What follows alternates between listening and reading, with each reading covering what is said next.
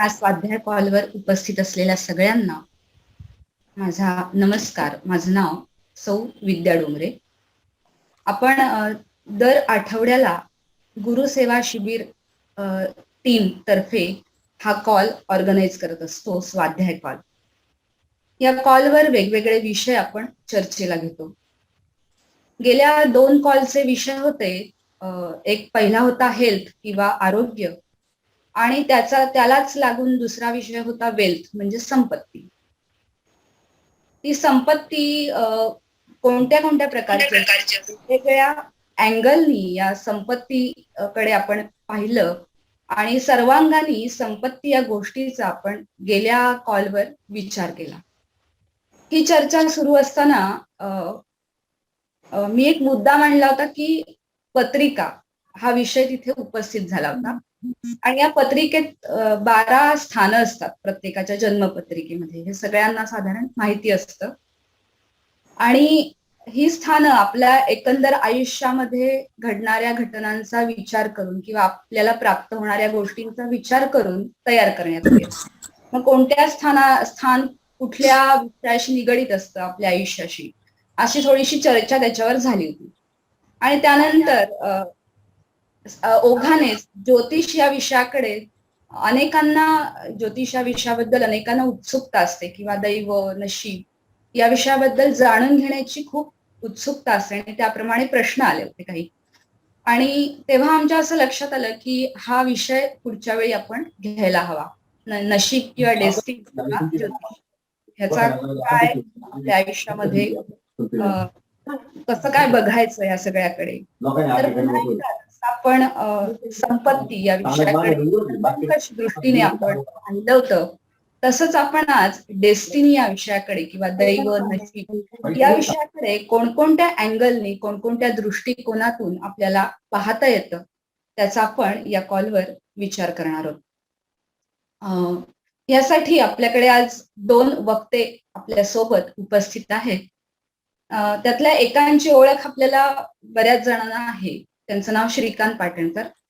त्यांची ओळख वेगळी सांगायची गरज नाही, पण ते अनेक वर्ष सिद्ध समाधी योग वर्गाचे टीचर, रेसिडेन्शियल कॅम्प्सचे ऍडव्हान्स मेडिटेशन कोर्सचे टीचर असं त्यांनी काम केलेलं आहे, सेवा दिलेली आहे. आणि या योग या विषयामध्ये त्यांचं वाचन खूप अफाट आहे आणि त्यांनी वेगवेगळी पुस्तकं, साहित्य, ऋषींचं म्हणजे त्याचा अभ्यास आहे, त्यांचा उपनिषद, वेद यांचा अभ्यास आहे. आणि असं सर्वंकष दृष्टीने एखाद्या विषयाकडे कसं पाहायचं हे त्यांच्याकडनं शिकता येतं. तर त्यांच्याकडनं आपण आज डेस्टिनी बद्दल जाणून घेणार आहोत. आणि दुसरे वक्ते आहेत आपल्यासोबत श्री अनिल हिंगणे असं त्यांचं नाव आहे. ते ठाणे इथे असतात. त्यांचा थोडक्यात परिचय असा आहे की ते बँकेमध्ये मॅनेजर या पदावरून निवृत्त झाले. म्हणजे सेंट्रल बँकेमध्ये त्यांनी सर्व्हिस दिली आणि नंतर रिटायरमेंट लाईफ जगत असताना त्यांच्या आयुष्यामध्ये हे गुरुसेवा शिबिर म्हणून एक शिबिर आलं आणि तेव्हापासून ते या गुरुसेवा शिबिर परिवाराशी जोडले गेले आणि ते त्यांची सेवा तिथे कायम देत असतात, आनंदाश्रम खोपोली येथे. त्यांचा आणखीन एक विशेष परिचय असा की त्यांनी ज्योतिष या विषयाचा अभ्यास केलाय छंद म्हणून. तर त्यांनी डोंबिवलीचे एक भट म्हणून आहेत, श्री भट, ख्यातनाम ज्योतिषी, त्यांचा अभ्यास वर्ग 3 वर्षाचा त्यांनी पूर्ण केलाय आणि ज्योतिष शास्त्री अशी पदवी त्यांनी संपादन केली आहे. जसं आपले महाराष्ट्र बोर्डाच्या परीक्षा असतात तसंच ज्योतिष या विषयाच्या, ज्योतिष शास्त्राच्या त्या 3 परीक्षा त्यांनी दिलेल्या आहेत आणि त्या परीक्षेच्या दरम्यान खूप अभ्यास असतो. ते मला आज माहिती सांगताना वेगवेगळे त्याचं काय काय असतं त्याच्यामध्ये, पत्रिकेची रिडिंग्स कशी करतात आणि लाईव्ह म्हणजे एखाद्या माणसाच्या घडलेल्या घटना, आयुष्यात घडलेल्या घटना आणि पत्रिका यांचं रिलेशन त्यांना अभ्यासायला असतं. आणि त्याच्यावर एका विषयावर त्यांनी थिसिस सुद्धा आपला सबमिट केलाय. तो विषय म्हणजे किडनी विकार आणि पत्रिका असा त्यांचा तो स्पेशल सब्जेक्ट होता. त्यामुळे असा अभ्यासू व्यक्तिमत्व ज्योतिष या विषयातलं आणि त्यांच्याकडनं आणि अध्यात्माचा अभ्यास करणारे श्रीकांतजी पाटणकर यांच्याकडनं आपण डेस्टिनी या विषयाबद्दल जाणून घेणार आहोत.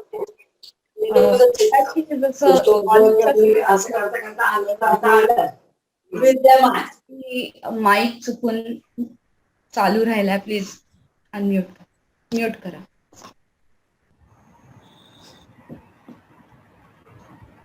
मगाशी जे गाणं श्रीकांतजी गुणगुणत होते हे प्रसिद्ध गाणं आहे. गीत रामायण म्हणजे इथे असलेले कॉलवरचे मराठी भाषिक असू देत किंवा हिंदी भाषिक असू देत, हे जगत विख्यात अशी गोष्ट आहे. गीत रामायण जे गदी माडगुळकरांनी गाणी लिहिली, त्याच्यामधलं हे खूप छान गाणं की आजचा जो विषय आहे दैव जात दुःखे भरता, म्हणजे दैव हा जो विषय आहे त्यालाच अनुसरून हे गाणं आपल्याला ऐकायला मिळतं. आणि त्याचे शब्द असे आहेत की दैव जात दुःखे भरता, दोष ना कुणाचा, पराधीन आहे जगती, पुत्र मानवाचा. हे त्याचं सार आहे गाण्याचं.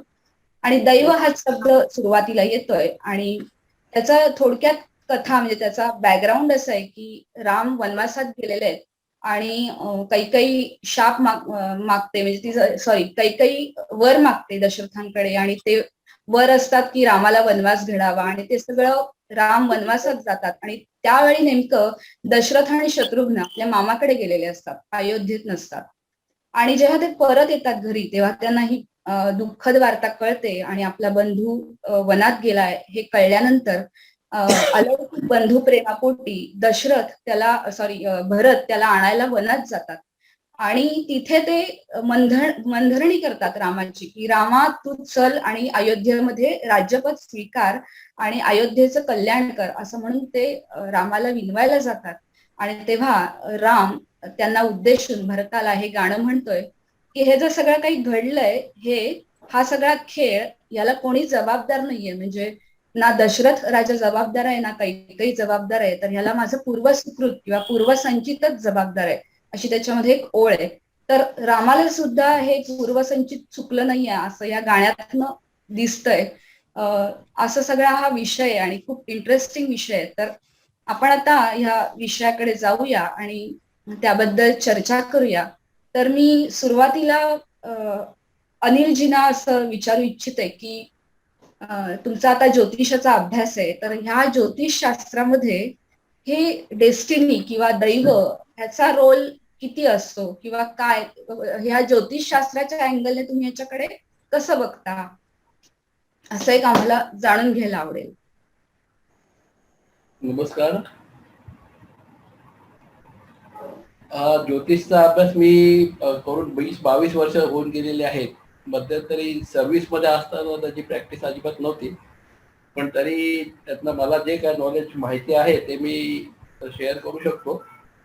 की जेव्हा माणसाचा म्हणजे कुठल्याही व्यक्तीचा जन्म होतो, तो ज्या क्षणाला किंवा ज्या वेळेला त्याचा जन्म होतो असं आपण म्हणतो, तर ती वेळ असते, त्यावेळेला जे ग्रह आकाशामध्ये असतात ती त्यावेळेची त्याची पत्रिका म्हणून म्हटली जाते. आणि त्या पत्रिकेमध्ये जे जे स्टार असतील त्याच्या इंडिकेशन प्रमाणे त्याचं नशीब लिहिलेलं असतं, की जे बदलू शकत नाही, फक्त रीड करू शकतो.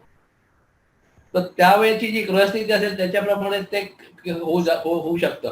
आणि एक मध्ये उपस्थित असा मुद्दा होता की जेव्हा त्या मातेच्या पोटामध्ये गर्भ वगैरे होतं ती वेळ पकडायची का ही वेळ पकडायची, तर माझं ओपिनियन त्याच्यात असं आहे की जेव्हा तो गर्भ बाहेर येतो आणि त्याचं स्वतंत्र अस्तित्व निर्माण होतं आणि म्हणून आपण ती वेळ पकडतो त्याची, आणि त्याच्याप्रमाणे त्याची पत्रिका आपण तयार करतो. आणि ती पत्रिका जी तयार होते त्यामध्ये त्याचे जे ग्रह असतात, तर ते ग्रह वगैरे तारे जे आहे ते सगळे आपल्या प्रत्येक सजीव आणि निर्जीव वस्तूवरती सगळे एक त्याचा परिणाम होत असतो.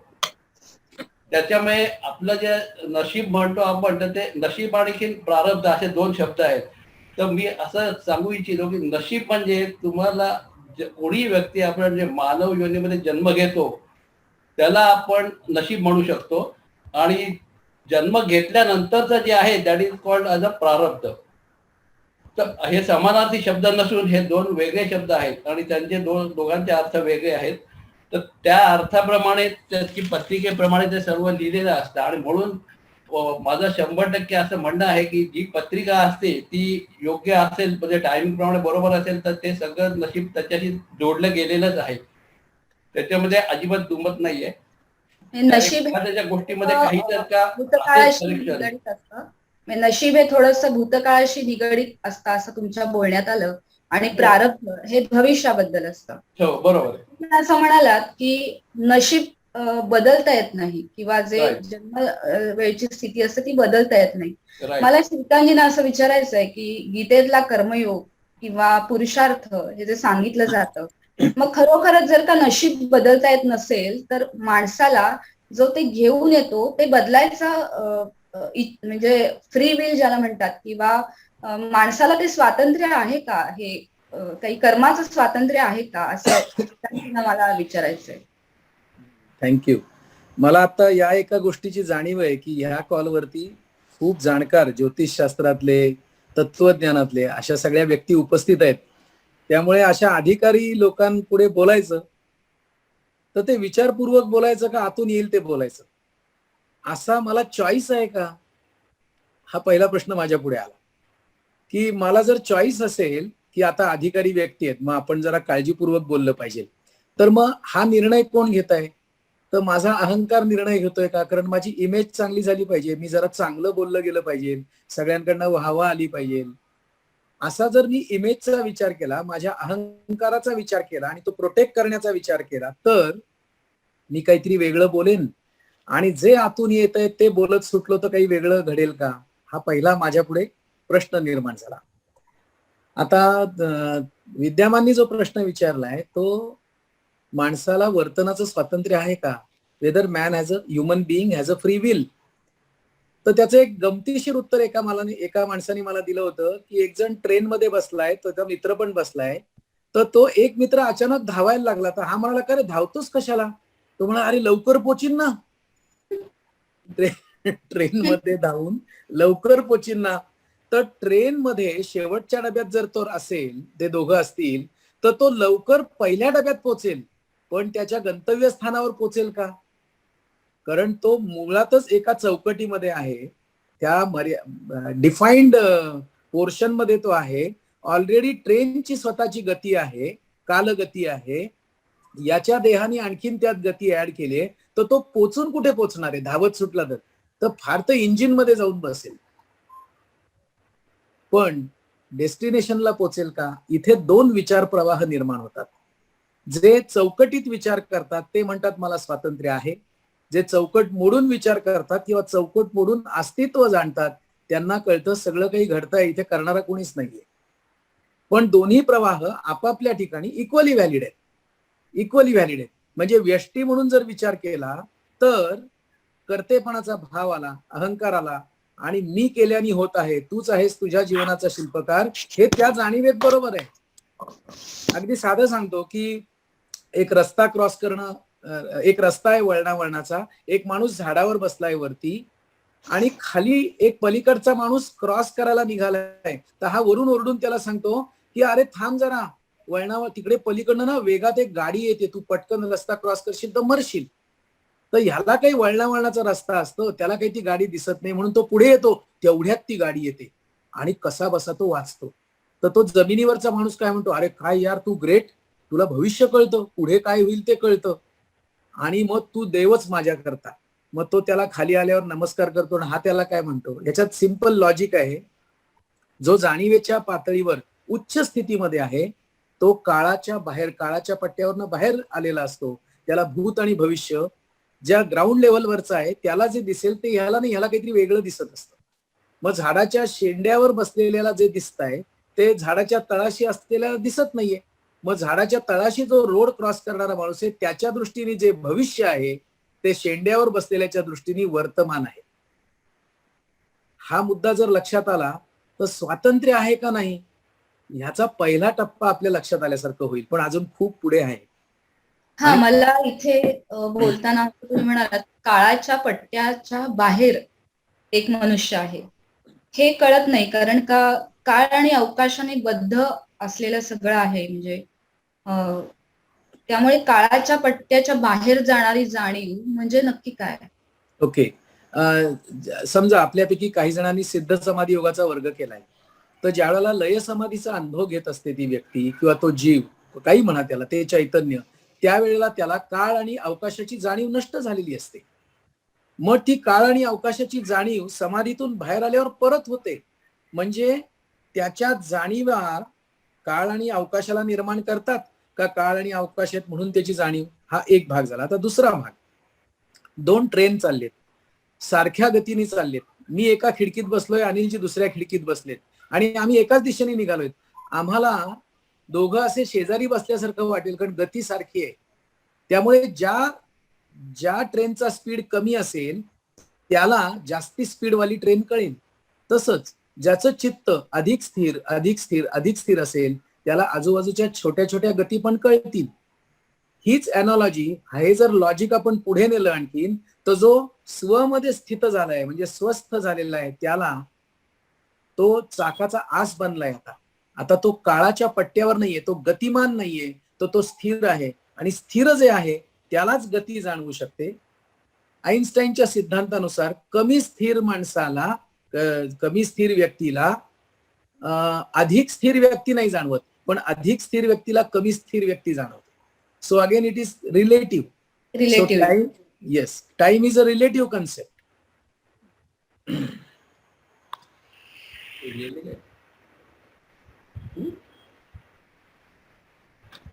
श्रीकांतजींचा काहीतरी रेंजचा प्रॉब्लेम दिसतोय, त्यांचा व्हिडिओ ऑफ झालाय. अनिलजींना मला असं विचारायचं आहे की आता श्रीकांतजी जे सांगत होते काळाच्या पट्ट्याच्या बाहेर जाणारी जाणीव, तर ज्योतिषशास्त्राचा आता तुम्ही अभ्यास केलाय 3 वर्ष, तर ज्योतिषी जे भविष्य वर्तवतात किंवा सांगतात ते पत्रिकेचा अभ्यास करून फक्त सांगतात त्या ठोकताळ्यांप्रमाणे, की आता जसं श्रीकांतजी म्हणाले काळाच्या पट्ट्यावरनं बाजूला जाऊन किंवा स्वमध्ये स्थित होऊन असं ट्रेनिंग त्यांना दिलेलं असतं त्या कोर्समध्ये आणि ते सांगतात, असं काही तुम्ही सांगू शकाल का? याच्यावरती असं आहे की ग्रह आणि तारे ह्याच्यावरती जे आहे त्यामुळे जी पत्रिका असते तो मेन एरिया असतो. आणि ग्रह ताऱ्यांमध्ये काही ग्रह आहेत ते पृथ्वीच्या कक्षेच्या बाहेर फिरत असतात, काही ग्रह आहेत ते पृथ्वीच्या कक्षेत आत फिरतात. सर्व ग्रह हे सूर्याभोवती प्रदक्षिणा घालतात, पण त्यांचा असं ते पृथ्वीच्या कक्षेत आत असू दे किंवा बाहेर असू दे तरी पण ते आपल्यावरती परिणाम करतच असतात. त्यामुळे इथे काळाच्या म्हणजे पट्ट्याच्या बाहेर आहे किंवा आत आहे हा प्रश्न उद्भवत नाही, कारण आमचं मेन असतं ते पत्रिका ही असते. आणि ह्या पत्रिकेवरनच आम्ही जे काय आहे ते कथन करत असतो. त्याचे जे आपल्याला गुणधर्म माहिती आहेत प्रत्येक ग्रहांचे काय आहेत ते, आणि त्याचे एकमेकांवरती होणारे परिणाम आणि त्या व्यक्तीची पत्रिका, याच्यावरच ते सर्व सांगितलं जातं. मग तुम्ही अजून पत्रिकेबद्दल अधिक माहिती सांगू शकाल का, की कोणत्या स्थानी कोणते ग्रह, त्यांचं कारकत्व काय असतं? सांगू शकतो, पण हा विषय थोडासा मोठा होईल. म्हणजे 12 स्थान आणखी ग्रह वगैरे सगळे.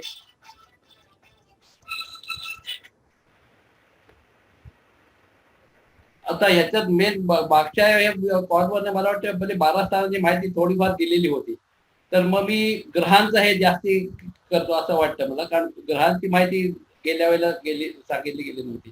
तर ह्याच्यामध्ये फरक असा असतो की प्रत्येक जसं आपण एक एक व्यक्ती असतात त्या प्रत्येक व्यक्तीचे वेगवेगळे स्वभाव असतात. आपण म्हणतो हा माणूस क्रूर आहे, हा माणूस असा आहे, तसे ते ग्रह असतात त्यांचेही तसंच असतं. त्याच्यात असं 2 भाग, एक पापग्रह आणि एक पुण्यग्रह. त्याच्यात गुरु, चंद्र, शनी हे पापग्रह मध्ये येतात, हे पुण्यग्रह मध्ये येतात, आणि बाकीचे पापग्रह मध्ये येतात. तर त्याच्यामुळे हे जे ग्रह असतात ते आपण लहान मुलांना नेहमी सांगतो, अरे हा मुलगा वाईट आहे, तू याच्याबरोबर राहू नको. का?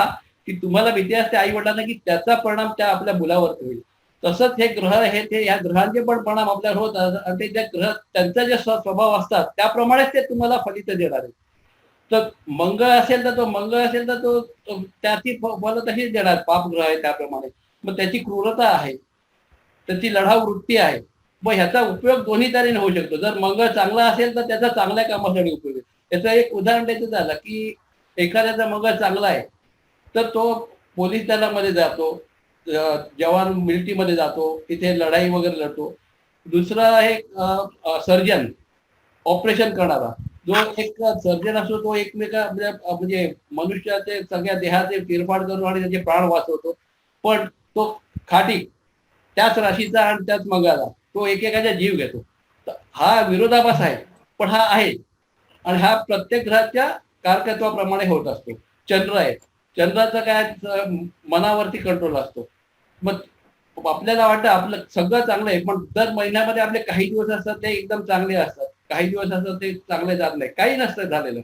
तर त्याचा मनाचा कारक असल्यामुळे तो त्या हिशोबाने जसा तो चंद्र पौर्णिमेपर्यंत जाईल तसं त्याचा वरती तो मन चांगलं ठेवत जाईल, जसं तो अमावस्येकडे जाईल तसं तो मन तुझं खराब करत जातो. तर तो त्याचा परिणाम होतो. बुध हा ग्रह हा छोटा ग्रह आहे, याला स्वतःच असं अस्तित्व नाहीये काही. तो ज्याच्या बरोबर असेल ना तो त्याच्याप्रमाणे त्याची फळं देतो, त्याला स्वतःच असं काही नाहीये. गुरु हा मोठा ग्रह आहे आणि त्याचं मेन कारकत्व आहे ते म्हणजे आपण देवगुरु किंवा म्हणतो ते अध्यात्म, आणखीन हे त्याच्याबद्दलचे. शुक्र जो आहे तो म्हणजे रोमांस, आणखीन आपलं जे छान चुकी असते त्याचा कारक आहे. कला, आसक्ती या सगळ्याचा कारक आहे. तर तो त्याच्याप्रमाणे त्याची फळ देणार आहे. तर तुमचं वैवाहिक जीवन बघायचं असेल, तुमच्या अंगातल्या कला बघायच्या असतील, तर ह्या सगळ्यासाठी शुक्राचं कारकत्व जास्त महत्वाचं आहे. आणि शनी हा आपण लोक म्हणजे खूप लोक शनीला घाबरतात की त्याची 7.5 अशी असते, पण तसं काही नाहीये. तो ते फल द्यायची वृत्ती जी आहे ती लेट आहे.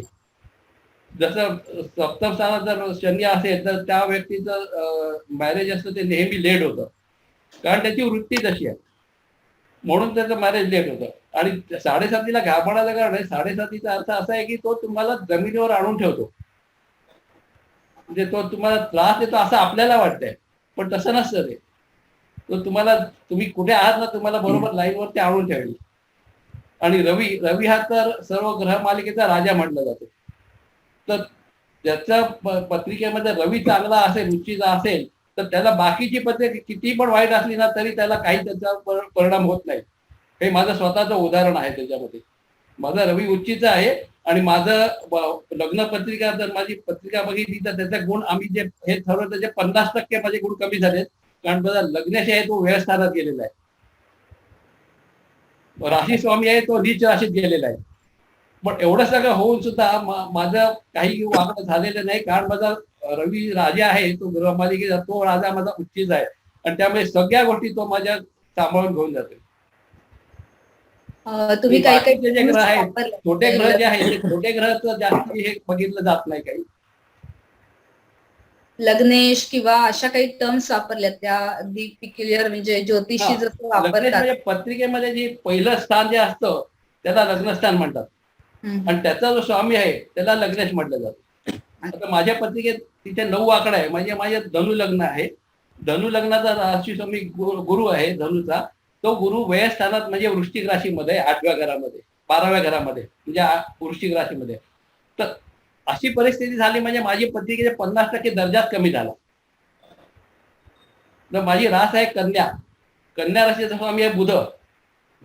तो या बुध मीन राशीमध्ये गेला, तो निश्चित आहे, तिथे पण पत्रिकेने बाहेर खाल्ला. दशम स्थानामध्ये चंद्र आणि राहूची युती आहे, ती अतिशय बेकार युती आहे. आणि मग त्याला ह्या सगळ्याला तारून दिला त्या फक्त रवीने. तो मेषेचा रवी उच्चीचा आहे, त्याच्यामुळे ते सगळं ऐकताना मला शरद उपाध्यायांचं राशीचक्र आठवलं. आणि ते कसं ते हसत खेळत तो विषय लोकांपुढे मांडतात. कोणी बघितलं असेल तर त्यांना आठवत असेल.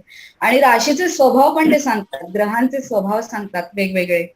त्यामुळे ते सगळं ऐकताना असं हसत खेळत माहिती मिळत जाते त्याच्यामध्ये. आणि छान आहे तो कार्यक्रम खूप. आणि त्याची मला आठवण झाली. पण आता ह्या सगळ्याचा विचार करताना आपण जो आता विषय घेतलाय की दैव किंवा नशीब, आणि मग हा पत्रिकेच्या पलीकडचा विषय असतो का?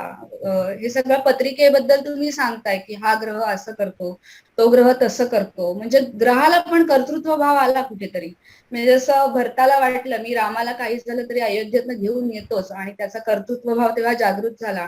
आणि त्या क्षणी त्याने निर्णय घेतला की आपण जायचं आणि रामाला परत आणायचं अयोध्येमध्ये. मग त्या क्षणी त्याला वाटत होतं की हे आपण सगळं उलट फिरवू शकतो कालचक्र, आणि जे काही सगळं घडलंय ते पुन्हा आपण रिव्हर्स करू शकतो, असा मनात भाव भरताच्या जागृत झाला. आणि म्हणून तो तडक निघाला वनवासात रामाला, राम जिथे होते तिथे भेटायला त्यांना. आणि तो त्यांना सांगतोय की चला तुम्ही चला आता परत अयोध्येत, पण राम सांगतायत की नाही नाही, हे तुझा आणि माझा मार्ग वेगळा आहे, तू तू अयोध्येत जा आणि शांतपणे राज्य कर आणि अयोध्येचा मान उंचाव. तर इथे कुठेतरी रामाच्या तोंडी हे जे गाणं आहे ते पुन्हा एकदा आठवतं. आणि हे सगळी पत्रिका वगैरे ठीक आहे, ज्योतिषशास्त्र, पण हे मानवनिर्मित शास्त्र आहे असं वाटतं मला. श्रीकांतजींना असं ज्योतिषशास्त्राबद्दल त्यांचाही अभ्यास काही प्रमाणात आहे, पण ऍस्ट्रॉलॉजीशी निगडीत नाही, तर पत्रिकेच्या पलीकडे आणखी काही घटक परिणाम करत असतात का आपल्या आयुष्यावर, असं मी विचार. आवडेल. मी ना ह्या कॉलसाठी म्हणून ज्योतिषशास्त्र म्हणजे काय याच्यावरचे माझे विचार 4-5 वाक्य लिहून काढलेत, जस्ट शेअर करतो. ज्योतिषशास्त्र काय आहे तर काळाच्या पोटात दडलेल्याचा शोध किंवा वेध घेण्याचा मानवी मन आणि बुद्धीने केलेला प्रयत्न, असं मी एक व्याख्या केली होती त्याची. भविष्याचा वेध घेण्याचा मानवी मनबुद्धीने केलेला प्रयत्न. काळाच्या पोटात दडला इतकंच नाही, तर नंतर काय, पुढे काय असेल, पुढे काय घडणार आहे हे जाणण्याच्या उत्सुकतेतून मानवी मनबुद्धीने केलेला जो प्रयत्न. पुढे काय घडणार आहे हे ज्ञात नाहीये आणि ते अज्ञात आहे, त्यामुळे अज्ञाताला जाणण्याचा प्रयत्न म्हणजे ज्योतिषशास्त्र, असं एक वाक्य लिहिलं होतं. अज्ञाताचे भय अहंकाराला वाटते, आत्मतत्वाला वाटत नाही. त्यामुळे मी सतत असावा, मी कधी नष्ट होऊ नये असं अहंकाराला वाटत असतं, मी कधी संपू नये. मग या सतत कायम असण्याबाबत भय किंवा शंका, याला मृत्यू शंका असं म्हणतात. आता मी सुखात आहे आणि हे कायम टिकावं, अशी सुखी अवस्था राहावी, या मोहापायी निर्माण झालेले शास्त्र, अशी पण एक व्याख्या मनात आली. कायम सुख असावे, दुःख कधीच नसावे, या पायाभूत द्वैतवादी विचारसरणीतून निर्माण झालेले शास्त्र, अशी एक व्याख्या आली. द्वैत हे अज्ञान आणि या अज्ञानातून निर्माण झालेले शास्त्र.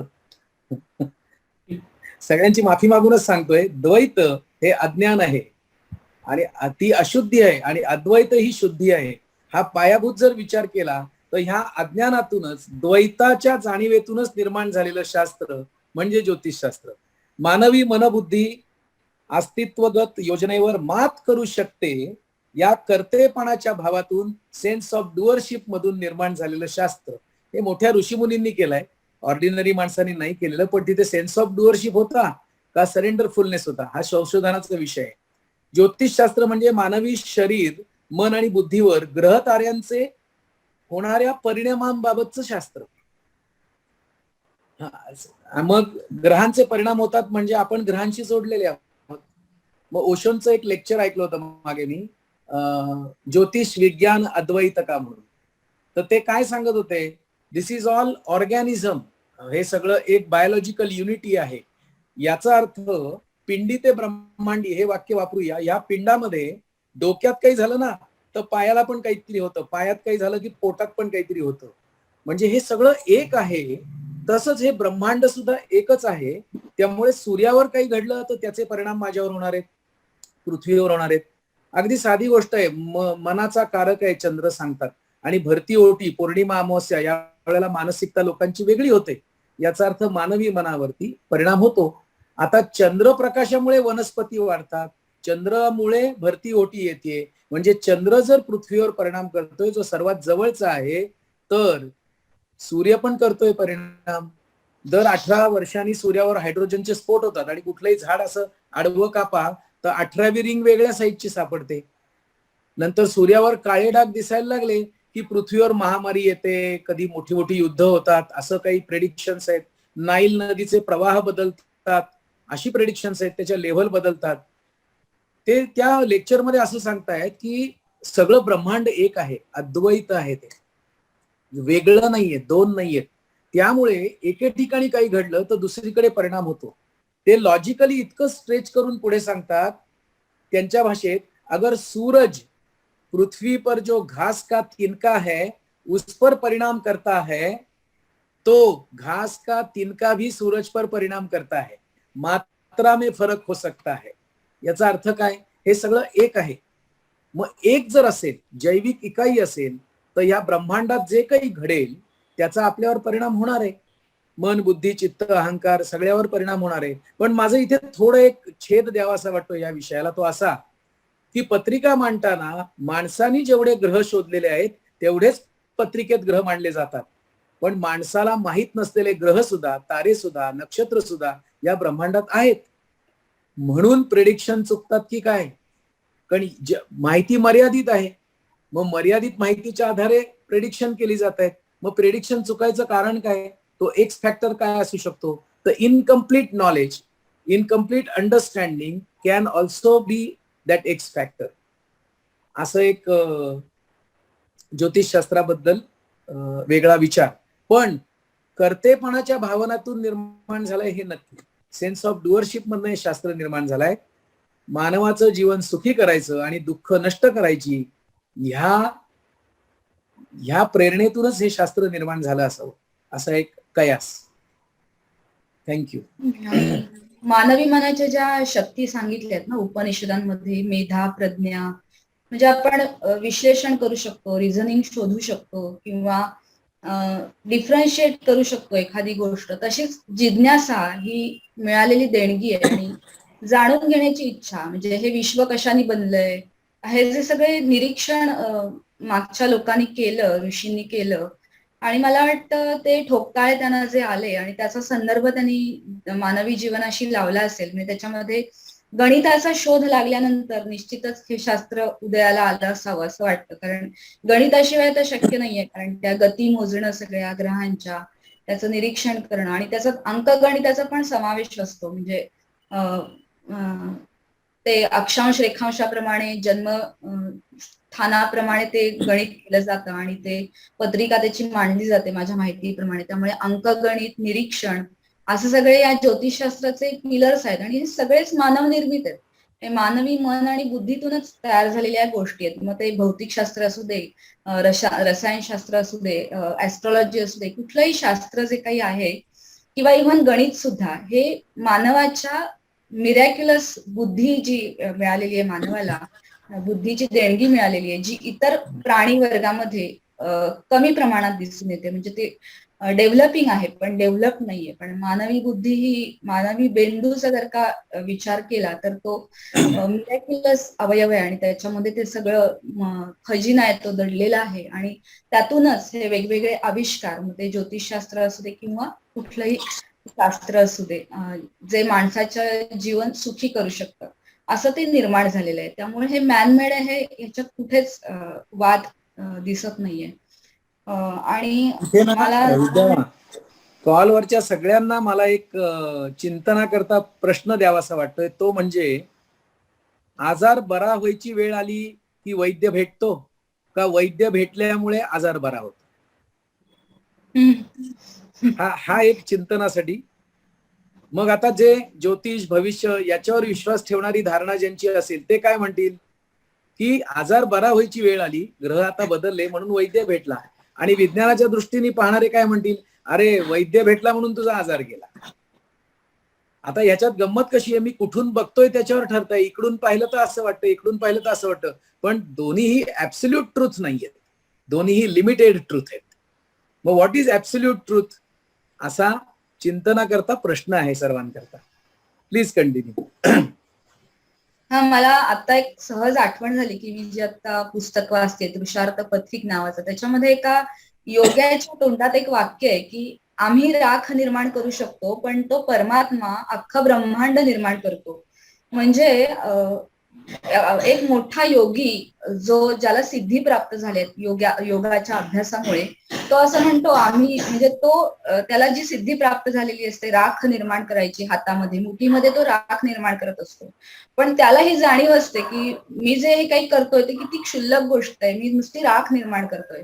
तर त्या परमात्म्याने तर अख्खं ब्रह्मांड निर्माण केलंय. म्हणजे आपल्याला तो योगी सुद्धा एवढा श्रेष्ठ वाटतो की तो काहीच त्याच्याकडे आयुध नसताना तो राख निर्माण करतो केवळ योग सामर्थ्यावर. आणि तो असा महान योगी असं म्हणतो की आम्ही तर फक्त राखच निर्माण करतोय. म्हणजे ज्योतिषशास्त्र हे इतकं किती जरी त्याचा अभ्यास किंवा केला किंवा प्रेडिक्शन सांगू शकले तरी काही गोष्टी या निश्चितच मानवाच्या बुद्धीच्या पलीकडच्याच असतात असं वाटणारे अनुभव वेगवेगळ्या म्हणजे प्रत्येकाला आपल्या आयुष्यात कायम येत असतात असं वाटतं. तर आता मी थोडस मध्ये कॉलवरच्या काही जणांच्या मनात जर का काही प्रश्न असतील या विषयाबद्दल, तर मी डायरेक्ट बाकीच्यांना असं विचारते की तुम्ही चॅटबॉक्स मध्ये तुमचे प्रश्न टाकायला सुरुवात करा. जसं पुढे विषय जाईल तसं आपण त्या प्रश्नांना हात लावूया आणि त्याच्याबद्दल पुढे बोलूया आपण.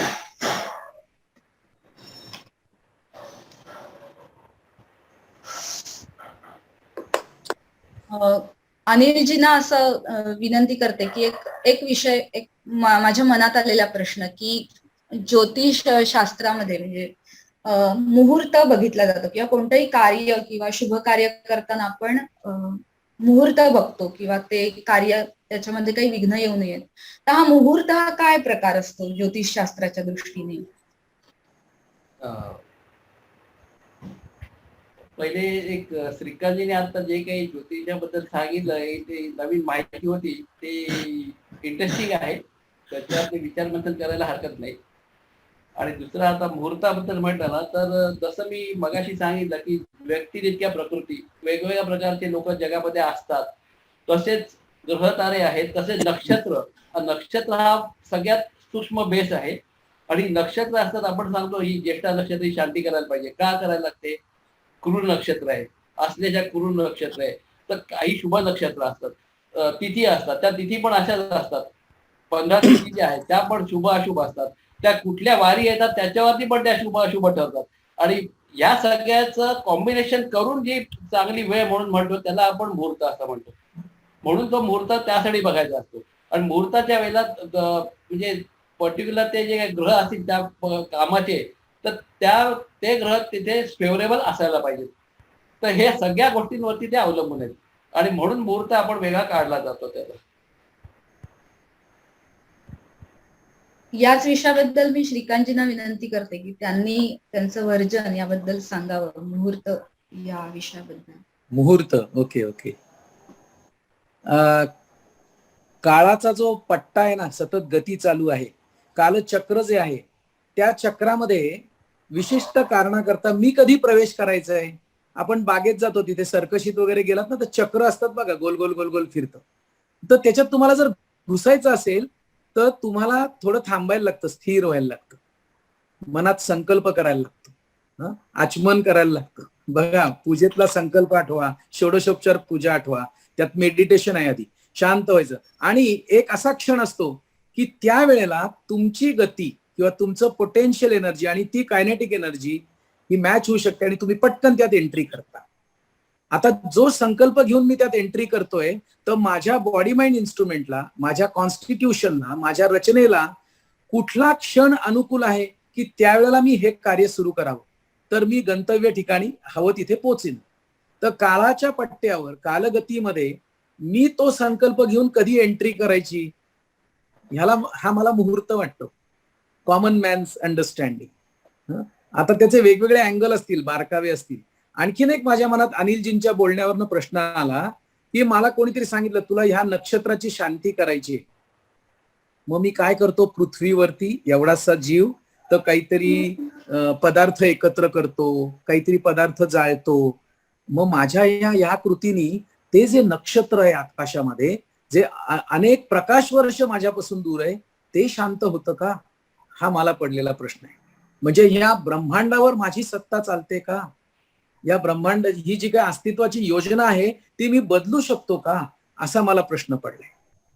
म्हणजे माझ्या कर्मकांडामुळे, मी यज्ञयाग केल्यामुळे, मी उपासना, तपश्चर्या किंवा साधना केल्यामुळे या ब्रह्मांडाच्या गतीमध्ये काही बदल होईल, विधिलिखितामध्ये बदल होईल, हे कर्तेपणाच्या भावातून निर्माण झालेली गोष्ट आहे, असं माझं अंडरस्टँडिंग आहे. आणि प्रेडिक्शन बद्दल, प्रेडिक्शन शेवटी काय आहे, असं असं शक्य आहे.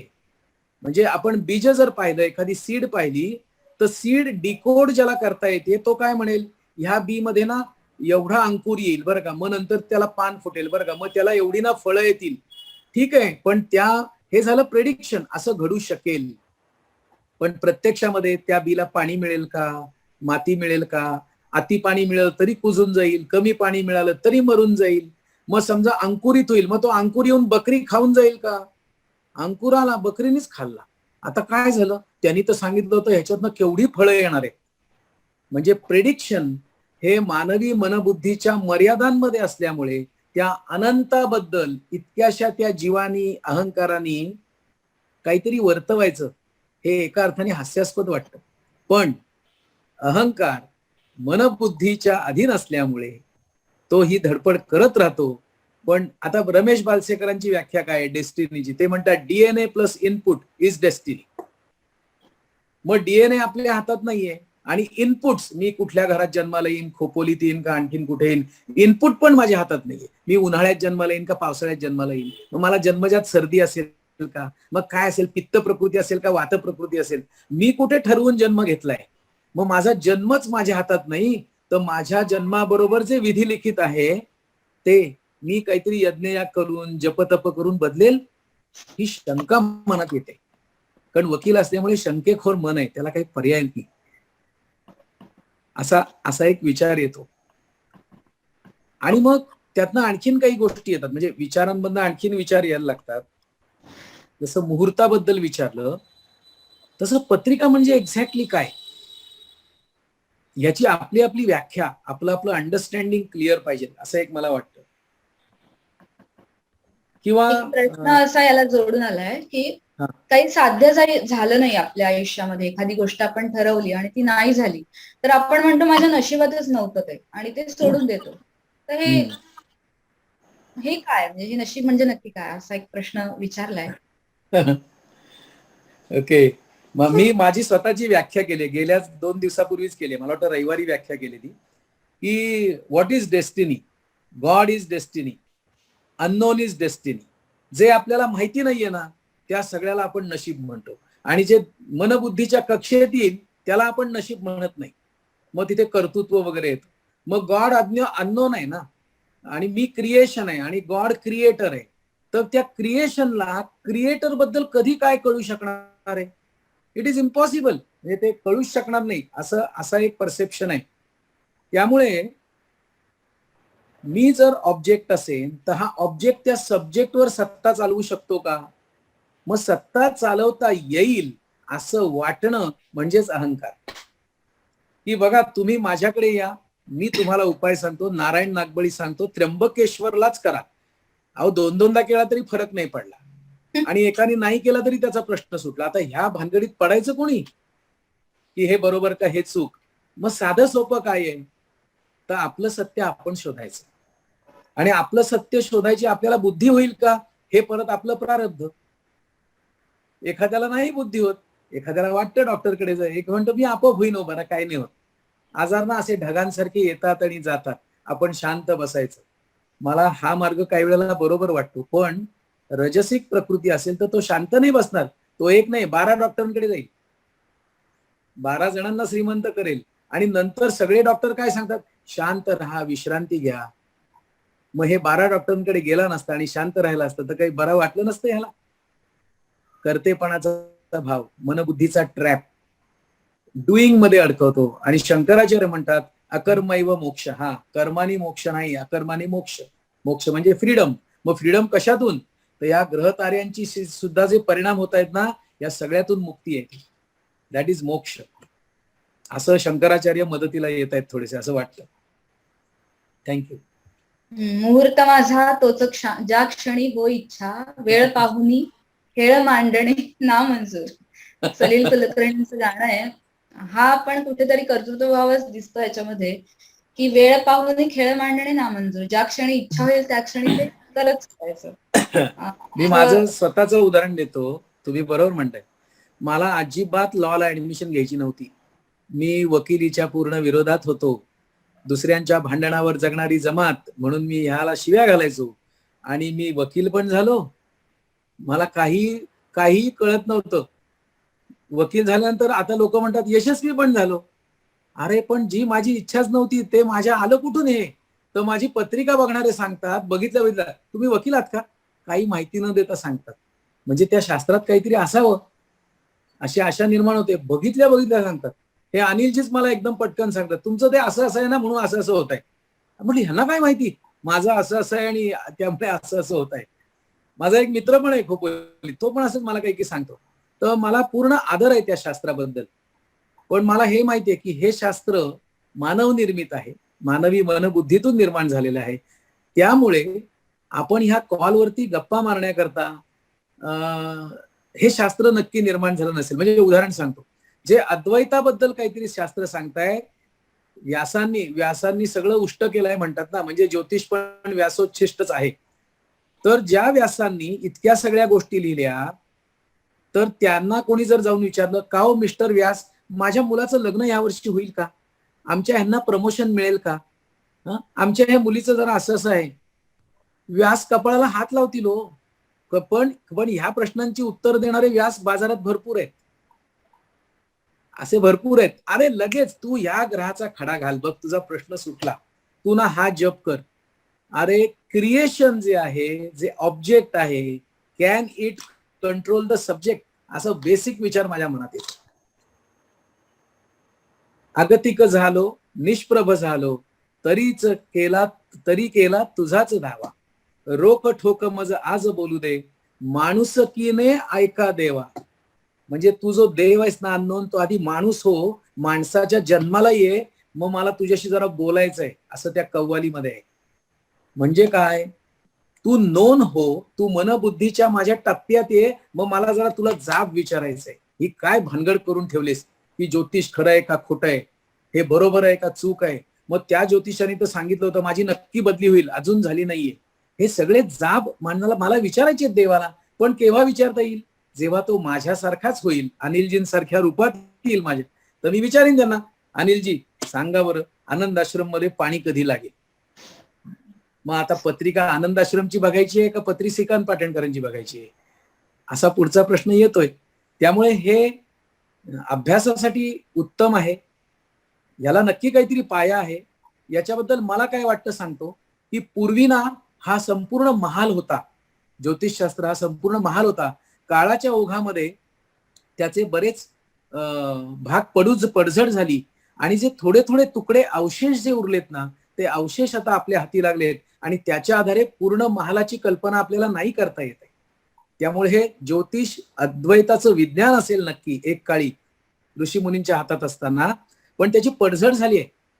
पाश्चात्य देशांनी केलेली आक्रमण असोत, काही असोत, पण ते जे आपला साठा होता जतन केलेला, तो पडझड झालाय, त्यामुळे पूर्ण नाहीये. दुसरं, ज्योतिषासारखा विषय हात लावायचा असेल तर त्या व्यक्तीने रोज ध्यानधारणा करायला नको का, पंचकोश शुद्धी ठेवायला नको का, त्याच्या चित्तातून स्फुरणार आहे ते, मग ते चित्त समष्टीगत व्हायला नको का, असे काही की मनात विचार येत आहेत. बट मला हे सगळं शास्त्र आवडतं. कदाचित हा योगच आहे की काय, हे नशीब आहे का, आपण सगळे या विषयावर आता बोलणार आहोत. काही जण कॉल सोडून गेले, त्यांच्या नशिबात नाहीये अशा महान लोकांची चर्चा ऐकणं, असं म्हणायचं का, आणि स्वतःला महान म्हणायचं का, म्हणजे आपणच म्हणायचंय ना आपल्याला काय ते. आता मला जयश्री ताई माहितीये, त्यांचा स्वतःचा ज्योतिषावर केवढा अभ्यास आहे, आणि त्या पण एन्जॉय करतायत की बघा ह्यांचा काही अभ्यास नाही तरी हे कसे अधिकारवाणीने ज्योतिषशास्त्रावर बोलतायत. पण मुळात आज ज्योतिषशास्त्र हा विषयच नाहीये, नशीब हा विषय, आणि आमच्या नशिबात बोलणं आहे, म्हणून बहुतेक आम्ही बडबडतोय. थँक्यू.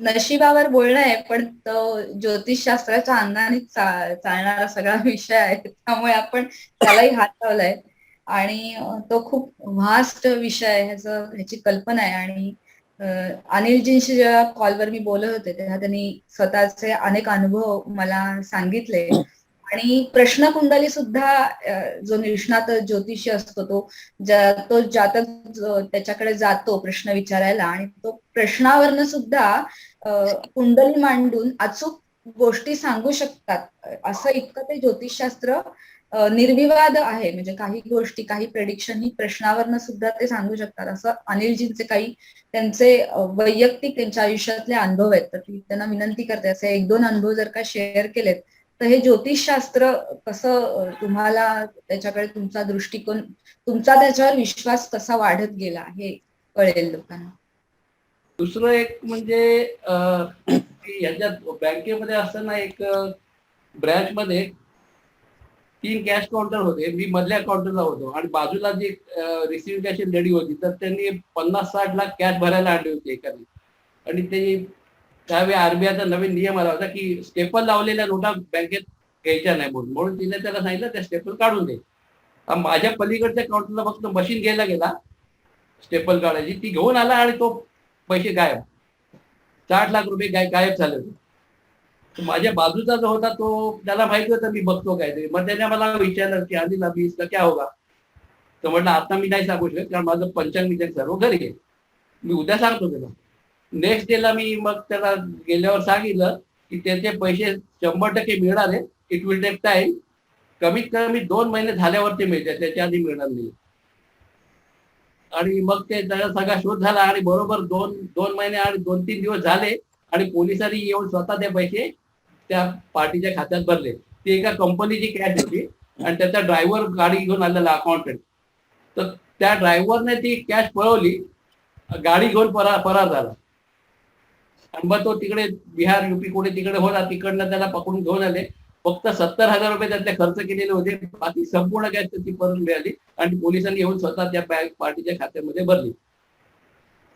तर हे प्रश्न कुंडलीचं हे महत्व आहे की त्या वेळेची म्हणजे गरजवंत किती आहे माणूस त्याच्यावरती त्याचं प्रश्नाचं स्वरूप आणखी यश उत्तर अपेक्षित असतं. कोणी लोक असतात ना, ते मजा करायला येतात, बघूया काय सांगतात, गंमत करून बघू.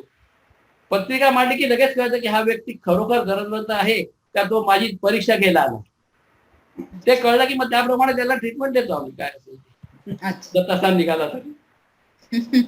ट्रीटमेंट शब्द चांगला वापरला. जसं त्याला तसंच करतात. म्हणजे जसा ज्योतिषशास्त्राचा अभ्यास आवश्यक आहे, म्हणजे एखाद्याचं भविष्य सांगायचं असेल कुंडली मांडून, तसं काळाच्या पट्ट्यावरनं जाणीव दूर जाणं आणि हे जर का फाउंडेशन असेल तर जे प्रेडिक्शन असेल ते कदाचित ऍक्युरेट येत असेल. म्हणजे अशा दोन्ही गोष्टी जेव्हा होतील, म्हणजे ज्योतिषशास्त्राचा अभ्यास आणि जाणीव काळाच्या पट्ट्याच्या दूर असणं, ह्याच्या कॉम्बिनेशनने जे प्रेडिक्शन सांगितलं जाईल, असं मला ह्यातून निघालेला माझा निष्कर्ष की या दोन गोष्टी जेव्हा एकत्र येतील तेव्हा प्रेडिक्शन सुद्धा अचूक ठरू शकतं असं मला वाटतं. आणखी एक प्रश्न असा विचारलाय की जन्मवेळ आपल्याला माहित नसेल तर आपली पत्रिका बनवता येते का? टेंटेटिव्ह माहिती असायला पाहिजे, ऍटलिस्ट सकाळ दुपार संध्याकाळ काहीतरी. आणि मग त्यावेळेला मी अशी एक पत्रिका बनवली होती ज्याचा त्याला पहाटेचा जन्म होता, तर मी त्याला एक 4ची बनवली, एक 4:30ची बनवली, एक 5ची बनवली पहाटे. आणि मग त्याच्यावरनं त्याचं जे काही फिजिकल हे होतं ते किंवा त्याचा स्वभाव विशेष हे सगळं बघून मी त्याची फायनल पत्रिका त्याला सांगितली की ही तुझी पत्रिका आहे.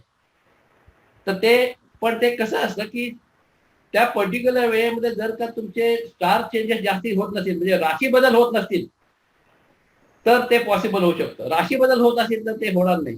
उदाहरणार्थ चंद्र रास आहे, चंद्र आहे, तो चंद्राने रास बदलली, त्या केसमध्ये संपूर्ण रासच चेंज होते. मग त्या केसमध्ये ते डिफिकल्ट जातं करायला. जर त्याच्या ग्रहाचे स्टार राशी बदल होत नसेल तर ते शक्य होऊ शकतं, त्याच्यात जास्त फरक नाही पडत.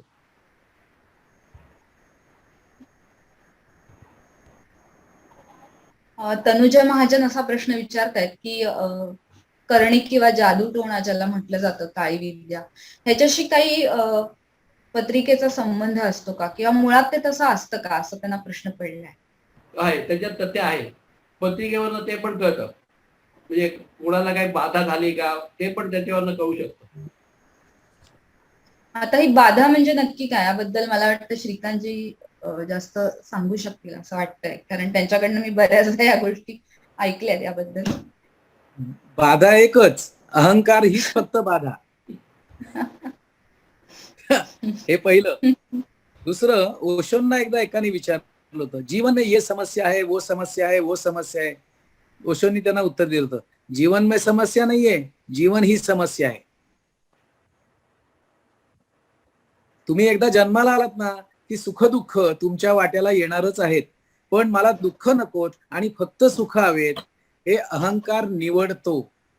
त्यामुळे इंटरकनेक्टेड पोलर अपोजिट्स जी अस्तित्वाचा गुणधर्म आहे तो अहंकार मान्य करत नाही, तो काहीतरी एक पकडून ठेवतो आणि दुसऱ्याचा विरोध करतो, निगेट करतो त्याला. आणि ज्यावेळेला ऑर्डिनरी माणूस आणि संत याच्यात काय फरक असतात, तर संत पोलर अपोजिट्स इंटरकनेक्टेड ज्या गोष्टी आहेत त्या जशाच्या तशा स्वीकारतात आणि ऑर्डिनरी माणूस त्यातलं एक निवडतो आणि दुसऱ्याला नाकारतो. आणि तुम्ही स्वीकारलत आणि नाकारलत की द्वैत केलत निर्माण. आणि द्वैत त्रासच देतं, अद्वैत अल्टिमेट शांती देतं, सगळ्यातनं मुक्ती देतं.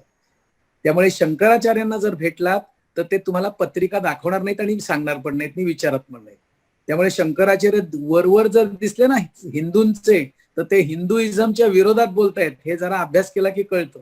कर्मकांडाच्या विरोधात ते बोलतात, कर्मकांडाच्या बाजूनी बोलत नाहीत. अहम निर्विकल्पो निराकार रूपो विभुर व्याप्य सर्वत्र सर्वेंद्रियाणी सदा मे समत्वन न मुक्तीर्न बंधहा चिदानंद रूप शिवोहम शिवम, हे शंकराचार्य आहेत. पण कसं आहे, आपण आहोत संसारी माणसं, ते होते संन्यासी. त्यामुळे संन्यासी संसारी माणसाचा प्रश्न कसा सोडवेल? त्यामुळे आपलं जे चाललंय ह्या कॉलवर हे बरोबर चाललंय. त्यामुळे अनिलजींना मी पण 2 प्रश्न पत्रिका घेऊन जाऊन विचारणार आहे, जरा असा असा प्रॉब्लेम आहे, काय करायचं हो? तर अनिलजी मला नक्की उत्तर देतील. पण मला ही जाणीव आहे की अनिलजींच्या मुखातून जे उत्तर येणार आहे ते प्रत्यक्ष त्याप्रमाणे मी वागणार आहे की नाही आणि माझा प्रश्न सुटणार आहे की नाही हे मास्टर प्लॅनवर अवलंबून आहे, ईश्वरी योजनेवर अवलंबून आहे. त्यामुळे प्रश्न विचारणं, उत्तर येणं, त्याप्रमाणे करणं किंवा न करणं हा सगळा ऊर्जेचा खेळ आहे, हा द्वैतातला खेळ आहे. आणि हा खेळण्याचा आनंद आपण घेऊ शकतो. पण खेळल्यानंतर मी जिंकलंच पाहिजे असा जर आग्रह असेल तर खेळाचा आनंद जातो.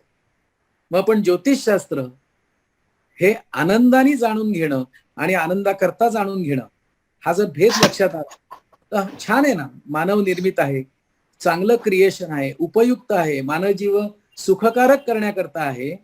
पण ज्योतिषी मला त्यावेळेला सापडेल का हे पुन्हा माझ्या नशिबावरच अवलंबून ना. अनिलजींसारखा चांगला ज्योतिषी सापडला तर ठीक, एखादा भोंदू बाबा सापडला तर मी काय करू? मग ते माझं प्रारब्ध ना. मग आता प्रारब्ध का ज्योतिष हे ज्यांनी त्यांनी ठरवायचं.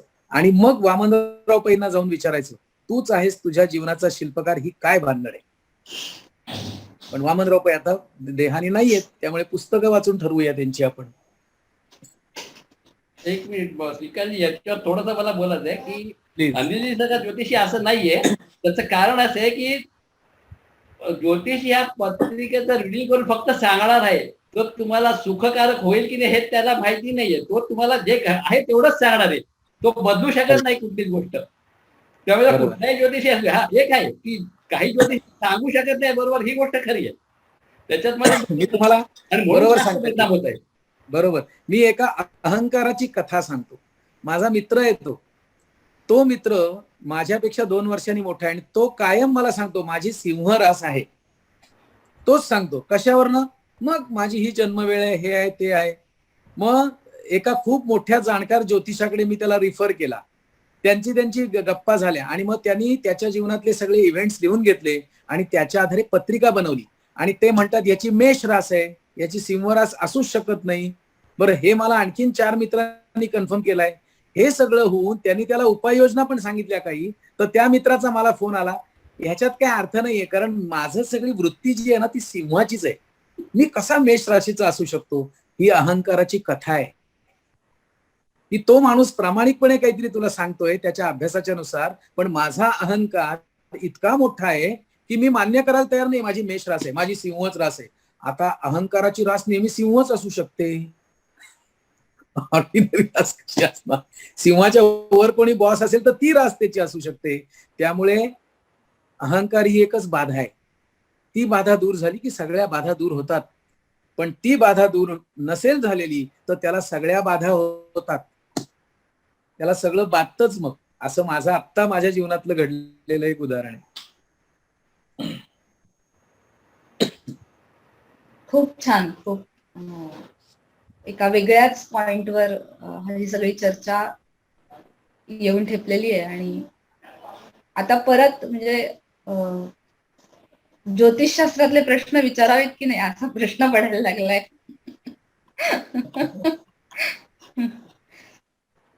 नाही, मग आज प्रश्न पूर्ण होणार नाहीत, पुढच्या मंगळवारी हेच घ्यायला लागणार आहे. कारण अजून आता आमच्याकडे गोड बातमी आहे ना, तर मग काय होईल? मुलगा होईल का मुलगी होईल? मी विचारीन तुम्हाला तरी कोणाला. मग कसं होईल? मग झालं, मग ते सगळे डोहाळे जेवणाला एकदा हे निघालं का ते निघालं. अरे, एक जीव जन्माला येतोय, त्याला मुलगा मुलगी म्हणून द्वैतात का विभागता? इंटर कनेक्टेड पोलर अपोजिट्स आहेत, ते आहे तसं स्वीकारा ना. पण तिथे सुद्धा मानवी अहंकार हे खेळ करत असतो. मग हा आला तर ते आलं तर ते. आणि आता बऱ्याच ठिकाणी समाजात असं दिसतंय, मुलांना मुलीच मिळत नाहीयेत. कारण काही वर्षापूर्वी ज्या स्त्री गर्भ आहे म्हणून हत्या झाल्या, त्यामुळे आता स्त्रियांची संख्या कमी आहे. मुली मिळणार कुठून तुम्हाला? म्हणजे अहंकारानेच झालं ना हे, पुरुषी अहंकाराने. मग वारस काय फक्त मुलगाच असला पाहिजे का? मुलगी नाही का वारस? असा माझा काहीतरी विचित्र विचार आहे. तो सो कॉल्ड मेल डॉमिनेटिंग अंडरस्टँडिंगनी काही मान्य करू नये, माझं काही म्हणणं नाहीये. पण एक जीव जन्माला येतोय तर त्याचा मुलामुलीमध्ये जन्माच्या आधीच द्वैत निर्माण करायचं, टोमणे मारायचे. कुठे आहोत आपण? कधी बाहेर येणार यातनं, असा माझ्या पुढे प्रश्न येतो. तुम्ही बघा विचार करून. मी जे बोलतोय ते कदाचित कडवट असेल, पण जीवनाचं वास्तव हेच आहे. जीवनातलं वास्तव हेच दिसतं. मग सो कॉल्ड जेंडर इक्वॅलिटी बद्दल आपण बोलायचं आणि मुलगी झाल्यावर वेगळी वागणूक, मुलगा झाल्यावर वेगळी वागणूक. What nonsense. मग जरा ह्याच्या बाहेर या आणि शंकराचार्यांना एकदा ऐका मनापासून. ते अद्वैताबद्दल काय सांगतायत बघा. हा मुलगा का मुलगी, स्त्री का पुरुष, चांगलं का वाईट, ह्या सगळ्यातनं बाहेर पडता येईल, असं ते अद्वैताचं विज्ञान आहे. आणि म्हणून ज्योतिषशास्त्राबद्दल मला परम आदर आहे. कारण ते अद्वैताचं विज्ञान आहे म्हणून माझ्या मुलाचं लग्न ठरणार आहे का बदली होणार आहे का, यासाठी नाही, वेगळ्या कारणाकडे. थँक्यू. एक अनुभव असं हे जे सांगितलं ना मी आता, मुलगा किंवा मुलगी, तर जे गल्लेभोर ज्योतिषी असतात त्यांची एक छोटीशी स्टोरी आहे की एखादा व्यक्ती त्यांच्याकडे गेला की असं असं दिवस गेले, मुलगा होईल की मुलगी होईल. तर तो ज्योतिषी त्याला एक काहीतरी सांगेल. त्याला सांगताना समजा त्याने सांगितलं की मुलगी होईल आणि त्याच्या डायरीत लिहून ठेवेल आजच्या डेट मध्ये की या अशी जी व्यक्ती आली याला मुलगा होईल म्हणून मी सांगितलंय. तो जर सगळं झाल्यावर परत आला आणि तो जर म्हटला की तुम्ही सांगितलं तसं झालं नाही, व तो सर तुम्ही कधी आला तर मी लिहून ठेवले लैंगिक पद्धत आहे, तो दाखवेल त्याला, हे बघा मी काय दिलंय ते. तुम्ही चुकीचं ऐकलं.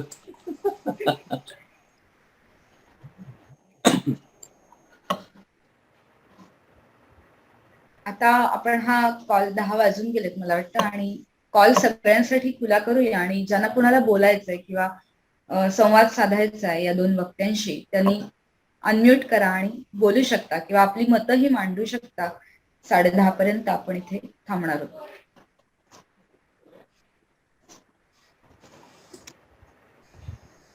हे सगळी चर्चा ऐकल्यानंतर मनात काही प्रश्न निर्माण झाले असतील किंवा काही बोलावंसं वाटत असेल किंवा तुमचे अनुभव शेअर करावेसे वाटत असतील तर यू आर वेलकम. त्या चार्ट मध्ये काही आहे का बघा, कारण तिथे बरेच चार्ट दिसतात 17-18. आम्ही ते प्रश्न काही आले होते ते विचारले तुम्हाला. झाले का? ओके.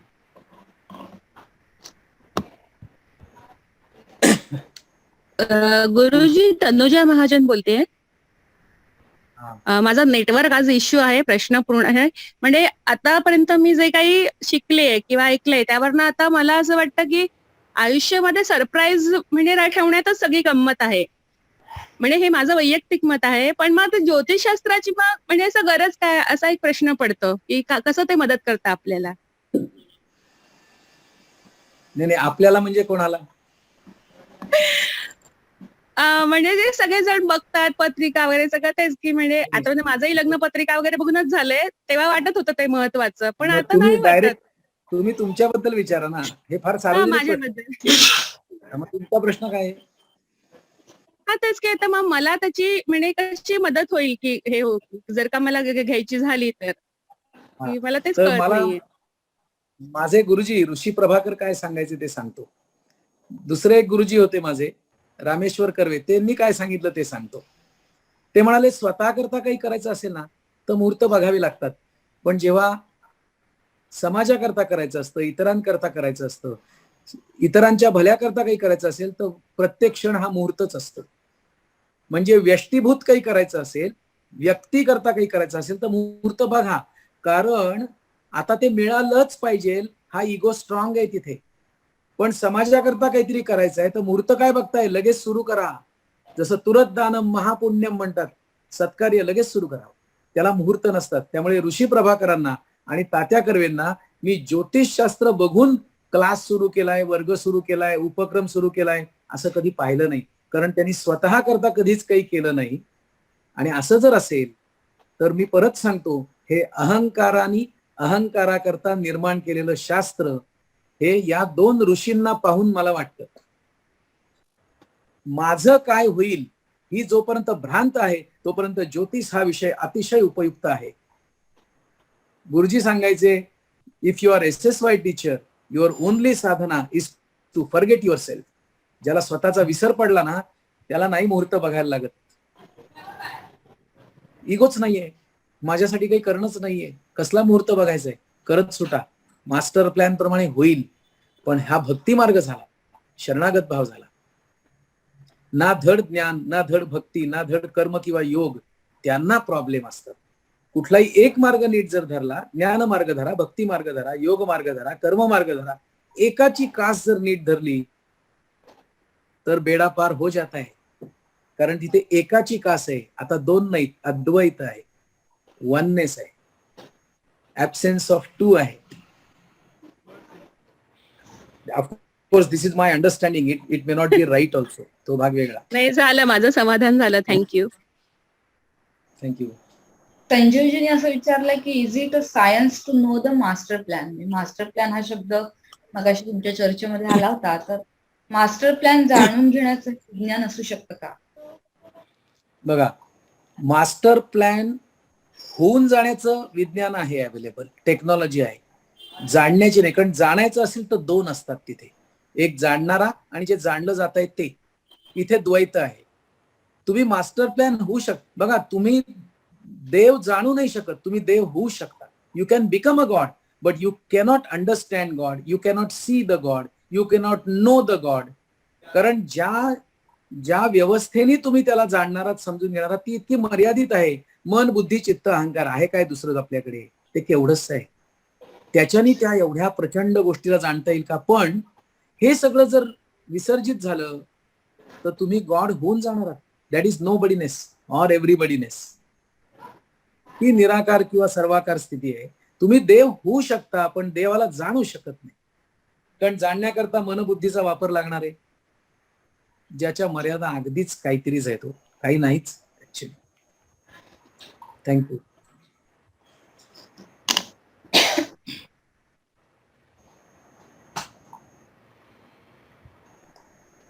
अनिलजी, मजा आहे लेकिन मजा आहे. मी विश्वास बोलतोय. मला एक विषयाबाहेरचा प्रश्न आहे की आपण हे जे रेकॉर्डिंग करतो, आपण हे सगळे रेकॉर्ड वगैरे पण करतोय माझ्यामध्ये, हे अवेलेबल राहील का नंतर ऑफलाईन बघायला? कारण की हे सगळे महत्वाचे विषय आहेत आणि माझे सुरुवातीचे 1-2 मुकलेले आहेत. रेकॉर्डिंग आहेत अवेलेबल आपल्याकडे. ठीक आहे, मी कॉन्टॅक्ट करेन तुम्हाला. मला मेसेज टाका, मी देतो. संजीव गोडसे म्हणून आहेत, त्यांना त्यांच्याकडे. ठीक आहे, धन्यवाद.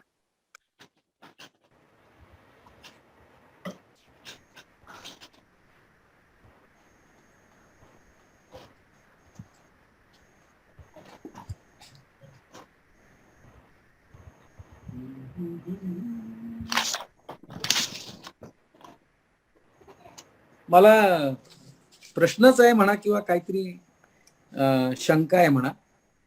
अनिलजीच म्हणाले होते की जन्माचा क्षण कोणता? तर माझ्या पुढे 3 पॉसिबिलिटी आहेत. एक कन्सेप्शन, हा जन्माचा क्षण. दुसरं, नाळ तोडलेली नाहीये पण बाळ बाहेर आलाय. दुसरा, नाळ कापलीये, ही एक पॉसिबिलिटी. आणि अजून एक पॉसिबिलिटी आहे, ते बाळ आहे पण ते रडत नाहीये, काही व्यक्त होत नाहीये, त्याला गार पाणी मारा, थापडवा आणि त्याला जाग आली, त्याचं असणं त्याला जाणवलं. हा जन्म का? मग जाणीवेचा जन्म कुठला? मनाचा जन्म कुठला? बुद्धीचा जन्म कुठला? देहाचा जन्म कुठला? मग ते पोटात असताना पण रिस्पॉन्स देतं, मग त्याला जाणीव होती. मग काय बधीर झालं का काय बाहेर आलं तर? आता काय मस्त आतमध्ये मजेत पडलं होतं, तर हे काय आता डोक्याला ताप, जन्मावं लागलं, आता जगावं लागणार आहे म्हणून बधीर झालं का काय बाहेर आल्या? त्यामुळे जन्माचा क्षण कुठला याच्यावर वेगवेगळी मतं आहेत जगामध्ये, म्हणजे वेगवेगळे परसेप्शन्स आहेत.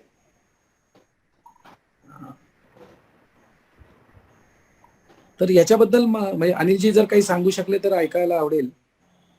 मी मगाशी ज्योतिषशास्त्राप्रमाणे कुठला धरला जातो? ज्योतिषशास्त्राप्रमाणे सांगतो ना, जेव्हा ते जे काही शरीर आहे ते संपूर्ण आईपासून वेगळं होतं, म्हणजे ते डिपेंडंट इंडिपेंडेंट झालं असं म्हणू शकतो. पर्यंत ते वेगळं असतं. जेव्हा ते बाहेर येतं त्यावेळेला ते त्याचं स्वतंत्र अस्तित्व निर्माण होतं. तेव्हा त्याचं स्वतंत्र अस्तित्व निर्माण होतं, तो क्षण आम्ही त्याचा पकडला जातो. ओके. माझा प्रश्न काय आहे की नाळ कापण्यापूर्वी का नाळ कापल्यानंतर? ऑफकोर्स नंतरच. नंतर. तोपर्यंत तो आईचाच भाग आहे.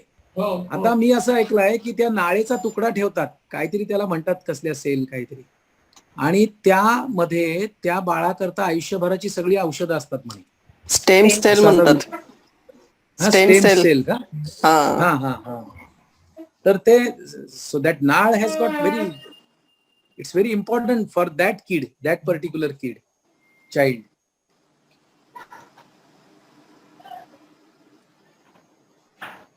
पण आपण असं समजतो की मी म्हणजे शरीर किंवा मन नाही, मी आत्मा आहे. हे समजतंय कोण? हा, पण हे कोण समजतं? हे समजतं कोण?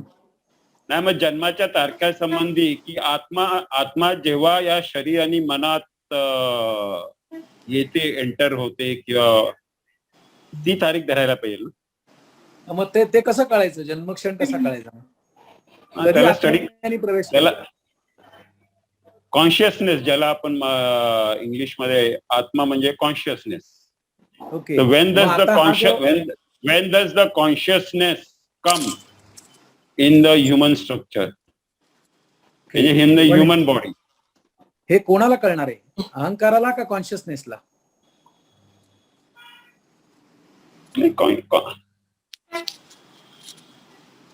पण हे तर खरं आहे ना की आत्मा, आपण आपल्या ह्या कल्चरमध्ये आत्मा हे करतो, बोलतो, आणि वेस्टर्न मध्ये ते कॉन्शियसनेस बोलतात.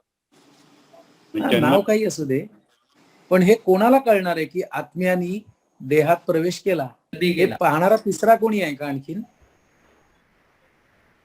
ते फक्त आईला तो देह, जाणवतं. हा आत्म्याने देहात प्रवेश केला आणि मी पाहिला, मग मी आत्मा आणि देहापेक्षा तिसरा झालो कोणतरी बघणारा. ते फक्त आई जेव्हा बाळाला जन्म देते, she must be getting a feeling की हा बाबा. मग ते आता आईला विचार, ते आईलाच विचारायला लागेल की कधी आत्म्याचा प्रवेश झाला. त्याच्यावर स्टडी व्हायला हवी तशी.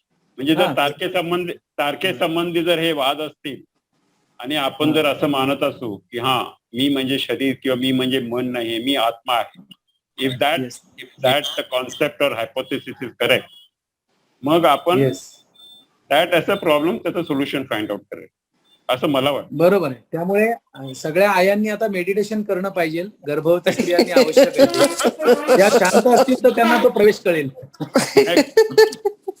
करेक्ट आहे. तुमच्या संस्थेने हे सुरुवात ऑन अ सॅम्पल साईज, म्हणजे तुमचे जे साधक आहेत तुमचे सॅम्पल साईज घेऊन, I think one should do a study, initial study. मला आवडलं असतं पण ह्या जन्मात शक्य नाही वाटत आहे. 9 महिन्याचा प्रश्न आहे ना. मला आता बॉडी माइंड इन्स्ट्रुमेंट वेगळं आहे माझं. नाही, तुमच्याबद्दल नाही सांगत, तुमच्या संस्थेशी जे निगडित साधक लेडीज आहेत. आता अशा गर्भधारणा झालेले किंवा एक्सपेक्ट करणाऱ्यांना शोधायला लागेल. 100 लोकांचा तरी ग्रुप करायला लागेल. Correct. But it is worth doing, I think. Worth doing, yes. I think. जन्माचा क्षण. पण मग सर, आत्मा जन्म पावतो का? नाही, आत्मा जन्म पावत नाहीये. बट आत्मा जेव्हा एंटर होते, it is like a battery. आपली जसं आपण compare our body with that of mobile phone किंवा लॅपटॉप, ज्याच्यात सीपीयू आहे, हार्डवेअर आहे, सॉफ्टवेअर आहे, बॅटरी आहे, तसंच आपल्या ह्युमन बॉडीमध्ये हार्डवेअर आहे. ओके, जे गन्स सॉफ्टवेअर आहे, जे दिसत नाहीये. ओके, सेंट्रल प्रोसेसिंग सीपीयू आहे, बॅटरी आहे. आता आत्मा म्हणजे सीपीयू की बॅटरी की आणखीन सॉफ्टवेअर व्हॉट एव्हर त्याचं का काहीतरी इलेक्ट्रिसिटी का इलेक्ट्रिसिटी एनर्जी एनर्जी म्हणजे Energy. इलेक्ट्रिसिटी म्हणजे बॅटरी झाली. Power okay. Powering the hardware. पण मग समजा बॅटरी काढून टाकली, इलेक्ट्रिकल सप्लाय थांबवला, तर कॉम्प्युटर काम करेल का? नाही करत. तसंच आत्मा बघा, शरीर बधीर झालं किंवा मन बधीर झालं तरी पण माणूस जिवंत असतो. दॅट मीन्स आत्मा ऍज लॉंग एज आत्मा is there in the body there is a human life. I mean human is suppose to be living. म्हणजे शरीर इम्पॉर्टंट नाहीये, मन इम्पॉर्टंट नाहीये, आत्मा इज इम्पॉर्टंट. जर पण आत्मा मग शरीर झाडांमध्ये पण आत्मा आहे ना? झाडांमध्ये, हो आहे ना, दगडांमध्ये आहे ना. आहे, म्हणजे आत्मा सर्वत्र आहे. म्हणून तर ज्ञानेश्वरांनी भिंत चालवली ना. येस, म्हणजे आत्मा सर्वत्र आहे. मग आता सर्वत्र असलेल्या आत्म्याचा गर्भात प्रवेश झाला म्हणजे काय झालं? नाही ऍक्च्युली आधी गर्भात नव्हता का? नाही ऍक्च्युली सर्व अॅनिमेट अँड इनअॅनिमेट जे ऑब्जेक्ट आहेत ते सर्व they are in the form of waves, frequencies. All this world is made of frequencies. Okay, it's a very difficult subject to comprehend, but all these objects are made of frequencies. Okay. Yes. आपण ह्या जगात आता मी बसलोय किंवा तुम्ही बसलाय त्याच्या शेजारी आणखीन भरपूर जग आहे, बट तुमची दृष्टी ते बघू शकत नाहीये. काही लोकांना भूत दिसतात, काही लोकांना देव दिसतात, कारण त्यांची फ्रिक्वेन्सी ते मॅच करतात अँड दे कॅन सी. तसं आपण पिक्चर मध्ये किंवा टीव्हीवर बघतो तेव्हा काही फ्रिक्वेन्सीला ऍडजस्ट झाल्यानंतर टीव्हीवर पिक्चर दिसतात किंवा पिक्चर आपल्याला दिसतो, बट त्या फ्रिक्वेन्सी ऍडजस्ट झाल्या तर dot dot dot dot dot dot दिसतात, ती माणसं दिसत नाहीत. म्हणजे याचा अर्थ काय की जेव्हा आपलं शरीर एका beta what ever that theta फ्रिक्वेन्सीवर जातं तेव्हा आपण आपली दृष्टी, जसं आपण सांगतो की संत लोक आहेत त्यांची दूरदृष्टी असते, त्यांना ऐकू येतं किंवा त्यांना दिसतं, किंवा आपले जे पूर्वीचे संत होते त्याने जे काही लिहिलंय जे आता वेस्टर्न सायन्स सांगते की सोलर सिस्टम कशी होती, तिथे जर कोणी हॅलो तिथे जर कोणी गेलं नाही, हे मनाने तिथे गेल्यानंतर they have studied the entire universe. Correct. तो सांगायचा मुद्दा असा की आपण जे हे आता ज्योतिषशास्त्राबद्दल किंवा आपण गर्भधारणा किंवा कुठला टाइम आणि डेट बघायचा, वी शुड गो डाऊन की बाबा entire system is made of frequency. आणि जे हार्डवेअर आहे ते it starts working only when a software is downloaded and when the power is made on. Okay. जर सॉफ्टवेअर नसेल तर त्या मोबाईल फोनचा किंवा लॅपटॉपचा काही उपयोग नाही. It is like a dead thing. Correct.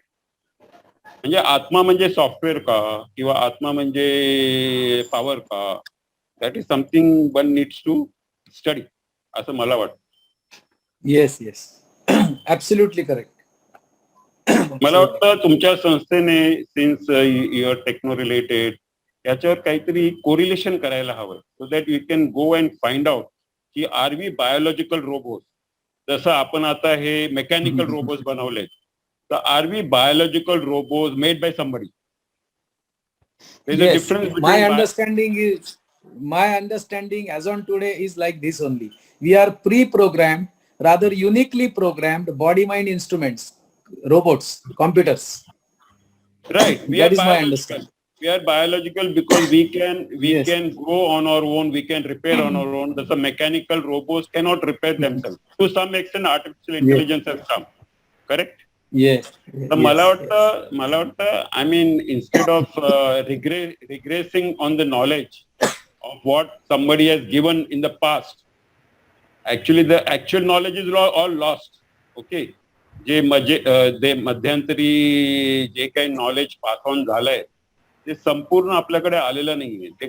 ते it has been manipulated or lost or whatever. The keys ज्या चाव्या आहेत त्या हरवलेल्या आहेत. तर समबडी हॅज टू. चाव्या कुलपत माहिती नाहीत कुठे, चाव्या हातात आहेत पण ती कुठल्या कुलपाची तेच कळत नाही. नाही, कुलप माहिती आहेत आपल्याला की कुठली कुलप उघडायची आहेत, पण आपण जी कुलप आता उघडतोय आणि ज्या चाव्या लावतोय त्या चुकीच्या आहेत का मला माहिती, कारण कुलप कोणाचीच उघडत नाहीये. Even the best of people today in ashrams, they are all mechanical. I'm sorry to say so that I am been to many ashram, but people are teaching the same thing. Pranayam hai, Yes. yoga hai, Yes. different people teach different meditation. Kriya yoga, Surya, whatever. I mean, okay. So really, if somebody wants to find out the true self of nature and what guides us all, one needs to clean the brain, forget about what somebody is teaching, and start Yes. working afresh. असं मला वाटतं. Yes. Which I am also trying to find out. In fact, one should find out the key as to how one can become immortal. Okay, that Why There- one should become immortal? Why one should why become not? immortal? Why not? When I say immortal, Who feels that I should become immortal? I feel that Is I it should ego? become immortal. No, So no, is no, it no, ego? No. Okay. See, what is immortality? When I become immortal, not my body. I'm not saying my body. Then My body should. are we become not immortal. immortal? No. When I say Are we not immortal? we are immortal, but we are not conscious of our immortality. When I say immortal, Exactly. like Jnaneshwar knew that he is immortal, so he did not fear Yes. to take samadhi. कारण त्याला माहित होतं Yes. की तो मरणार नाहीये. His consciousness Yes. has attained a stage where he could see beyond. की त्याला माहित आहे तो Yes. मरत नाही. कुठला असा मनुष्य आहे जो मरणाला घाबरत नाही. Everybody fears death, right? But somebody knows that he is not dying.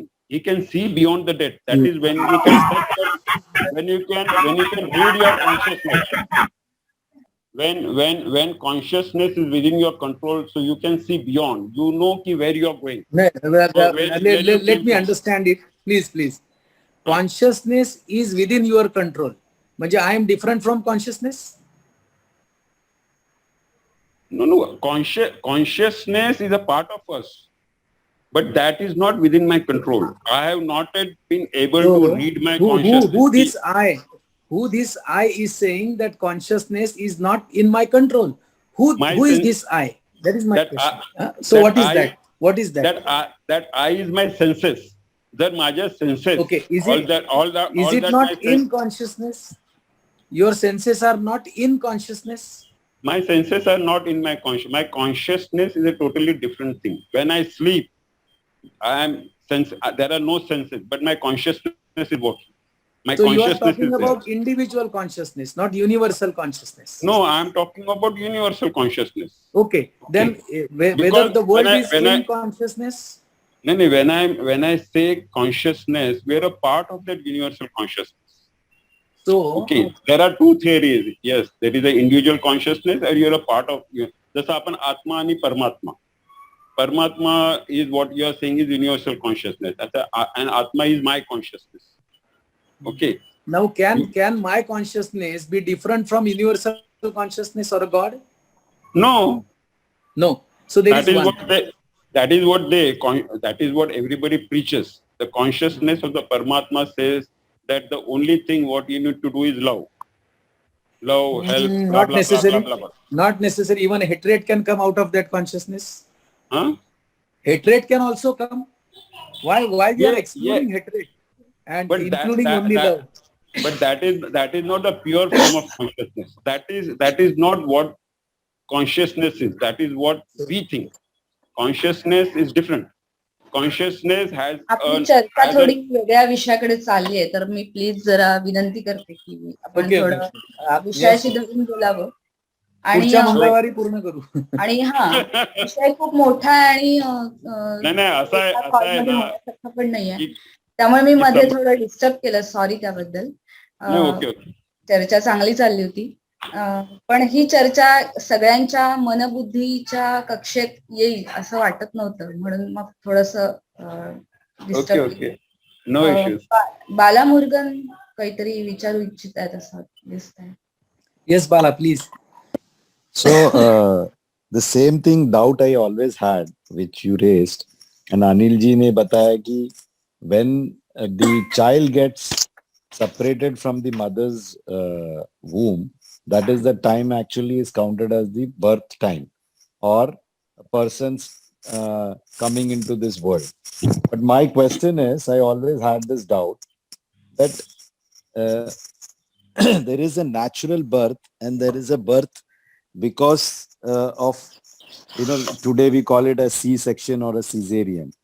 So my doubt is, which is the real birth time? Whether the natural birth, the date which is given by the doctor or the natural way the baby is delivered, or the baby which comes out of a cesarean. Okay. See, birth is birth. I mean, it is mode of- always. Yeah. No. I mean, Birth is it birth. may be sounding funny, but birth is birth. Okay. It may be Caesar, it may be natural. It doesn't matter. Okay. It is going to come with his nasib. It can be the destiny of one conception to have a cesarean birth. It can be a destiny of No. another conception No, I'm to have a taking- natural birth. No, I'm taking my son's example that, the doctor had given a particular date that he will be your. And when we went to check up, the doctor said, no, because your wife had the first one as a cesarean, it is better to deliver it earlier. So you fix a date and then we will do the cesarean, So that is why this doubt came when we were talking about the birth date. I was just wanting to know. Yes. Birth is birth. Birth is birth. See, Bala, there Okay. are certain births which are premature, even in 7th month. Correct. Normally it is 9 months, but it is coming in 7 months, 8 months also. So that is the birth date. So that whatever is the birth, that is the birth. But the Correct. question remains unanswered. Whose birth? Whose birth? That body mind instrument, whatever is coming out. That's great. You have to run an experiment for that, huh, Patankar? I'm serious on this. You should Yes, run. You should run a sample size. Please bless me for that. Please bless me. Yeah. That. Correct. So nice. So Thank you. thank you, Anil ji, and thank you, Shrikant ji. कॉलचा शेवट आपण प्रार्थनेने करूया. And what is the announcement for next Tuesday? Are we going to continue? पण हाच विषय continue केला जाणार आहे. त्यामुळे डेस्टिनी याचबद्दल आपल्यासोबत आणखीन एक वक्ते असतील. त्यांचं नाव आहे श्री मंगेश कदम. तेही गुरुसेवा शिबिर परिवारातले एक मेंबर आहेत आणि तेही या विषयावर अभ्यास करून वक्तव्य सादर करणार आहेत पुढच्या कॉल. माझी रिक्वेस्ट आहे सगळ्यांना, पुढच्या मंगळवारी येताना प्रश्न घेऊन या. प्रश्न तुम्हाला तेव्हा पडतील जेव्हा तुम्ही विचार कराल. नाही तर हा करमणुकीचा कॉल होईल. अरे मज्जा आली तासभर. हा मज्जेचा कॉल नाही. एंटरटेनमेंट, एज्युकेशन अँड एनलायटनमेंट या 3 ई मध्ये फरक आहे. एंटरटेनमेंट कॉल वेगळे, एज्युकेशनशी निगडीत वेगळे आणि एनलायटनमेंटशी निगडीत वेगळे. We can go from entertainment to enlightenment also. तर आपण त्याचा फायदा घेऊया सगळ्यांनी. आणि thanks to all great people are here. अभ्यासू लोक इथे कॉलवर आहेत. आणि थँक्स टू विद्यामय आणि अनिलजी. आणि आता जे माझ्याशी बोलले ते तर मला आता गप्पा मारायला हवेच आहेत. किशोर वगैरे नाव होतं काहीतरी, मला वाटतं.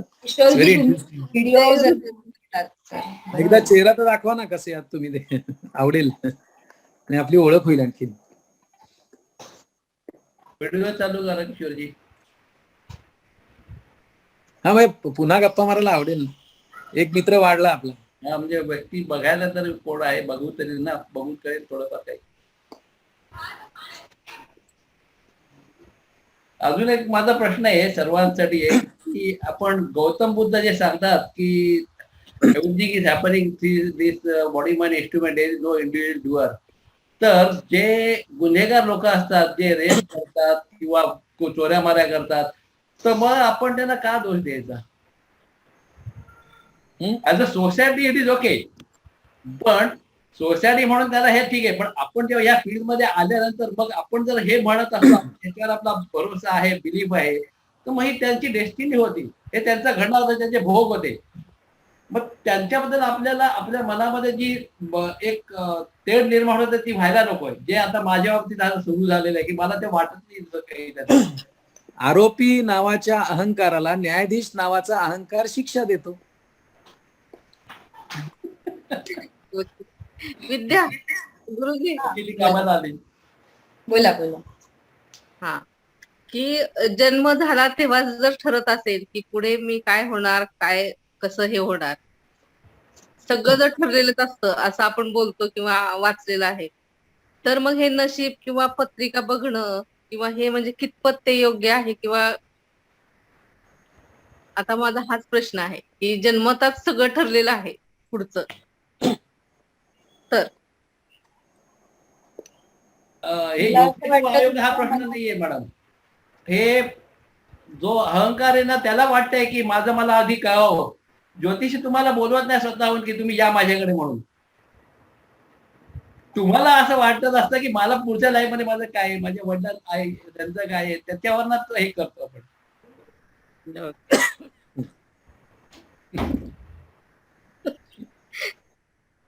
हे कॉन्ट्रॅक्ट ऍक्ट मध्ये असं आहे, प्रपोजल अँड ऍक्सेप्टन्स, पण इन्व्हिटेशन टू प्रपोजल असं पण एक असतं. तो ज्योतिषी का पाठी लावतो दारावरती? This is invitation to proposal. तुम्ही सांगता ना, मी inviting people. Whether to accept or not, that is in your hand. They are not forcing you. नाही, not at all, not at all. हा, पण रंजनामांच्या प्रश्नाचं उत्तर तसंच राहत आहे. विद्यमाच देतील प्रश्नाचं उत्तर. कारण मी तुमच्याकडून ऐकलेलं आहे ठिकाणी की आपलं बघा, सगळं ठरलेलंच आहे. एका फिजिसिस्टनी इगोची खूप छान व्याख्या केली होती. ती बालसेकरांनी त्यांच्या लेक्चरमध्ये सांगितली होती.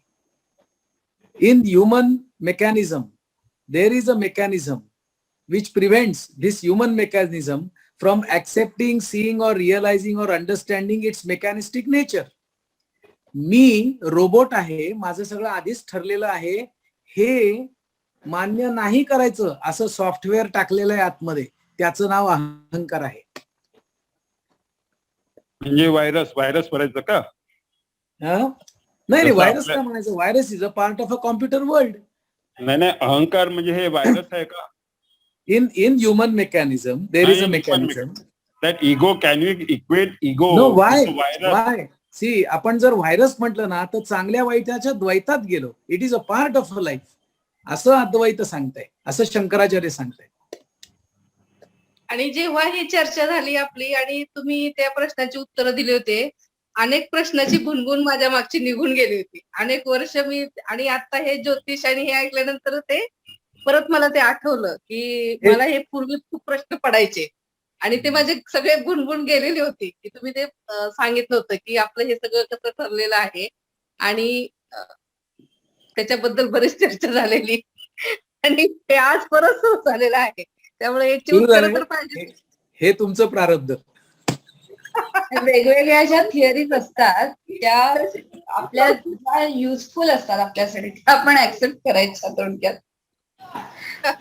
शेवटी नशीब माझ्या नशिबात. थिअरीज डोक्याची भुणभुण जाईल ती थिअरी आपली. But do you believe in प्रारब्ध, Patankar? No. Do you believe in prarabdha? See, my question is, who is believing in prarabdha? If I know that, I am out of this prarabdha. That is no, who matlab the prashnaचे जे उत्तर, who am I? For anybody in spiritual field, who am I is all answered. It is Atma. No, Atma ती concept आहे. ती concept आहे. I am Atma he concept आहे. Who am I? According to you? याचं उत्तर शब्दांमध्ये नाही देता येत, ती अनुभूती घेता येते. The moment you speak out something, it becomes untruth. The moment you speak out anything is untruth. It is untruth. But but I speak out. but it is said that anybody म्हणजे जो कोणी आध्यात्मिक क्षेत्रात आहे तो जेव्हा बोलतो तेव्हा तो बोलत नाहीये, दैव त्याच्या थ्रू बोलतो. He is only a speaker. म्हणजे जे आपण स्पीकर असतो ना, तर दैव त्याच्या थ्रू बोलतो असं जे आध्यात्मिक क्षेत्रात आहे ते सांगतात की मी बोलत नाही. जसं साधू संत आहे ते सांगतात की हे मला वरून डाउनलोड झालंय. ओके, जसं मोहम्मद पैगंबर सांगतो की मला मान्य देवाने तुमचं वाक्य मला कळलं, पण ते काय Correct. वाक्य वापरतायत? म्हणजे मला वरून डाउनलोड झालं. डाउनलोड झाल्याने आणि ते मी बोललो किंवा जगाला सांगितलं. मी बोललो, परत चेक करा वाक्य. मी बोललो मी म्हणजे माझ्या तोंडाने त्याला मी स्पीकर बोलतो. That is a system. मी म्हणजे पण बोललं कोण? स्पीकर. बोललं कोण? माय मेकॅनिझम कॉल्ड माउथ किंवा जीभ. नाही, तोंडातनं आवाज आला असेल. हो, तोंडातनं आवाज आला. बोलला कोण? बोलला कोण? कोण बोललं?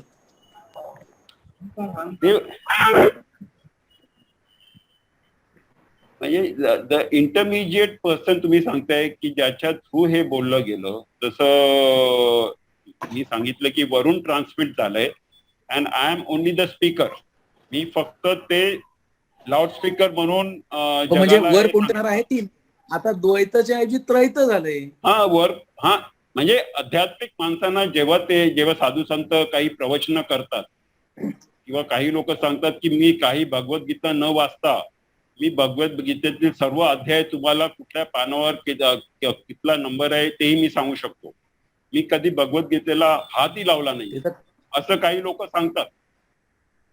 ते से की आय एम ब्लेस्ड अँड हे मला डाउनलोड झालेलं आहे वरून. तुम्ही विचारा, मी कधी हातही लावला नाही. मी I am talking from that and it is my downloaded in a computer and it is my experience also sometimes.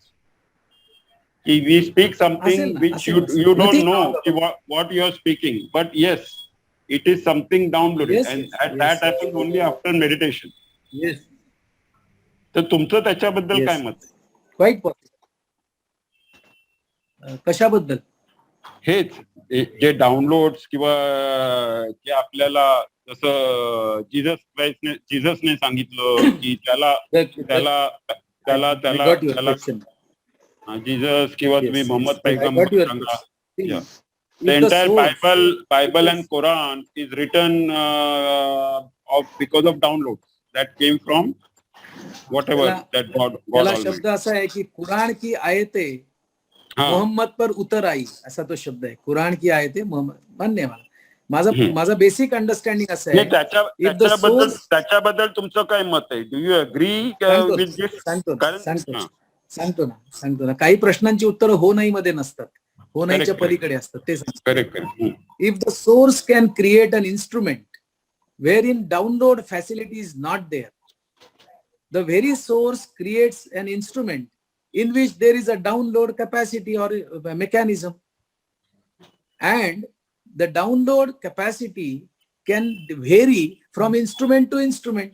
Both kinds of all kinds of instruments are created by the source, and my understanding is that creation can never know the source.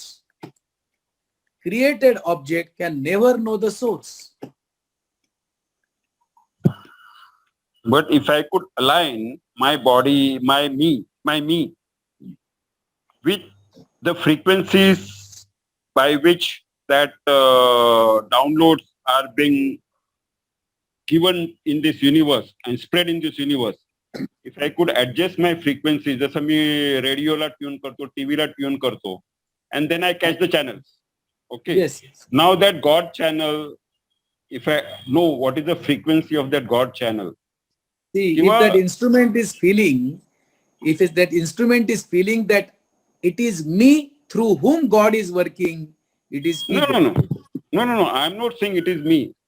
I am saying that instrument called a human being who can align his thinking, his whatever his body mechanism in such a way that the frequencies which are transmitted by God or whatever that powerhouse, whatever it may be, I can catch that frequency. That's a TV channel. I change my channel. So I change my channel with remote control. Agree. I understood.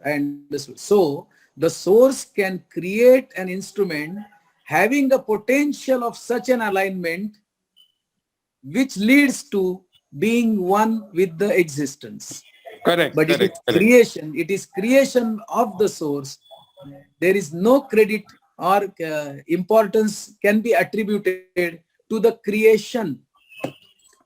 Creation or created? Whether it is Jnaneshwar, whether it is Shankaracharya, anything. So he is not a creation, they are created. Even Jnaneshwar is a creation. It's a created object on this universe. It is a created object by the creator. Yes. But that Jnaneshwar, with his whatever capacity, at his age, Sanskrit, he knew Sanskrit, he knew, I mean, at that age, we don't use. कॉम्प्युटरच्या जशा वेगवेगळ्या क्षमता आहेत तशा या क्षमता आहे ना, हे आहे एवढंच. करेक्ट. थँक्यू. थँक्स. गुरुजी, माझा असा प्रश्न होता की मग माझा तो प्रवास झालाय का इतके वर्ष, म्हणून मग मला या जन्मात मी गीता वाचली नाही तरी मला त्याचा अर्थ उमगतोय. मग तो माझा प्रवास झालाय म्हणून तो मला उमगतोय की सोर्स मुळे उमगतोय, काय नक्की? तुम्ही बॅलन्स शीट कॅरी फॉरवर्ड होते का असा प्रश्न आहे तुमचा. तुमचा प्रश्न पुनर्जन्माबद्दलचा आहे. येस. तर माझं म्हणणं आहे पुन्हा जन्म शक्य आहे, पण पुनर्जन्म असं काही नाहीये. दिस इज माय अंडरस्टँडिंग. पुन्हा जन्माला येणं शक्य होतं, पंचीकरण होतं, नवनवीन ऑब्जेक्ट्स क्रिएट होत राहतात, पण त्याच इगोचा परत जन्म होत नाही. This is my understanding. A new ego can be created, a new body mind instruments are created, but same body mind instrument or same ego, there is nothing like rebirth. It is again birth, one more birth.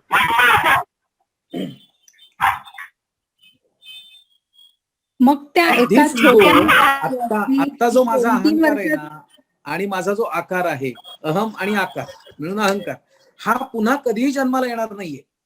हा एकदा नष्ट झाला की नष्ट झाला. हा पुन्हा तो अहम दुसरा कुठला तरी आकार घेऊन जन्माला येईल, पण तो या अहंकाराचा पुनर्जन्म नसेल. So new birth is possible, but rebirth is not possible, is my understanding. It can be wrong also.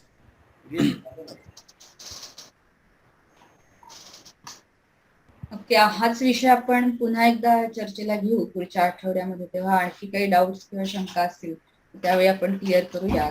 घड्याळ पुढे चाललंय, त्यामुळे आपण प्रार्थनेने या कॉलला विराम देऊया.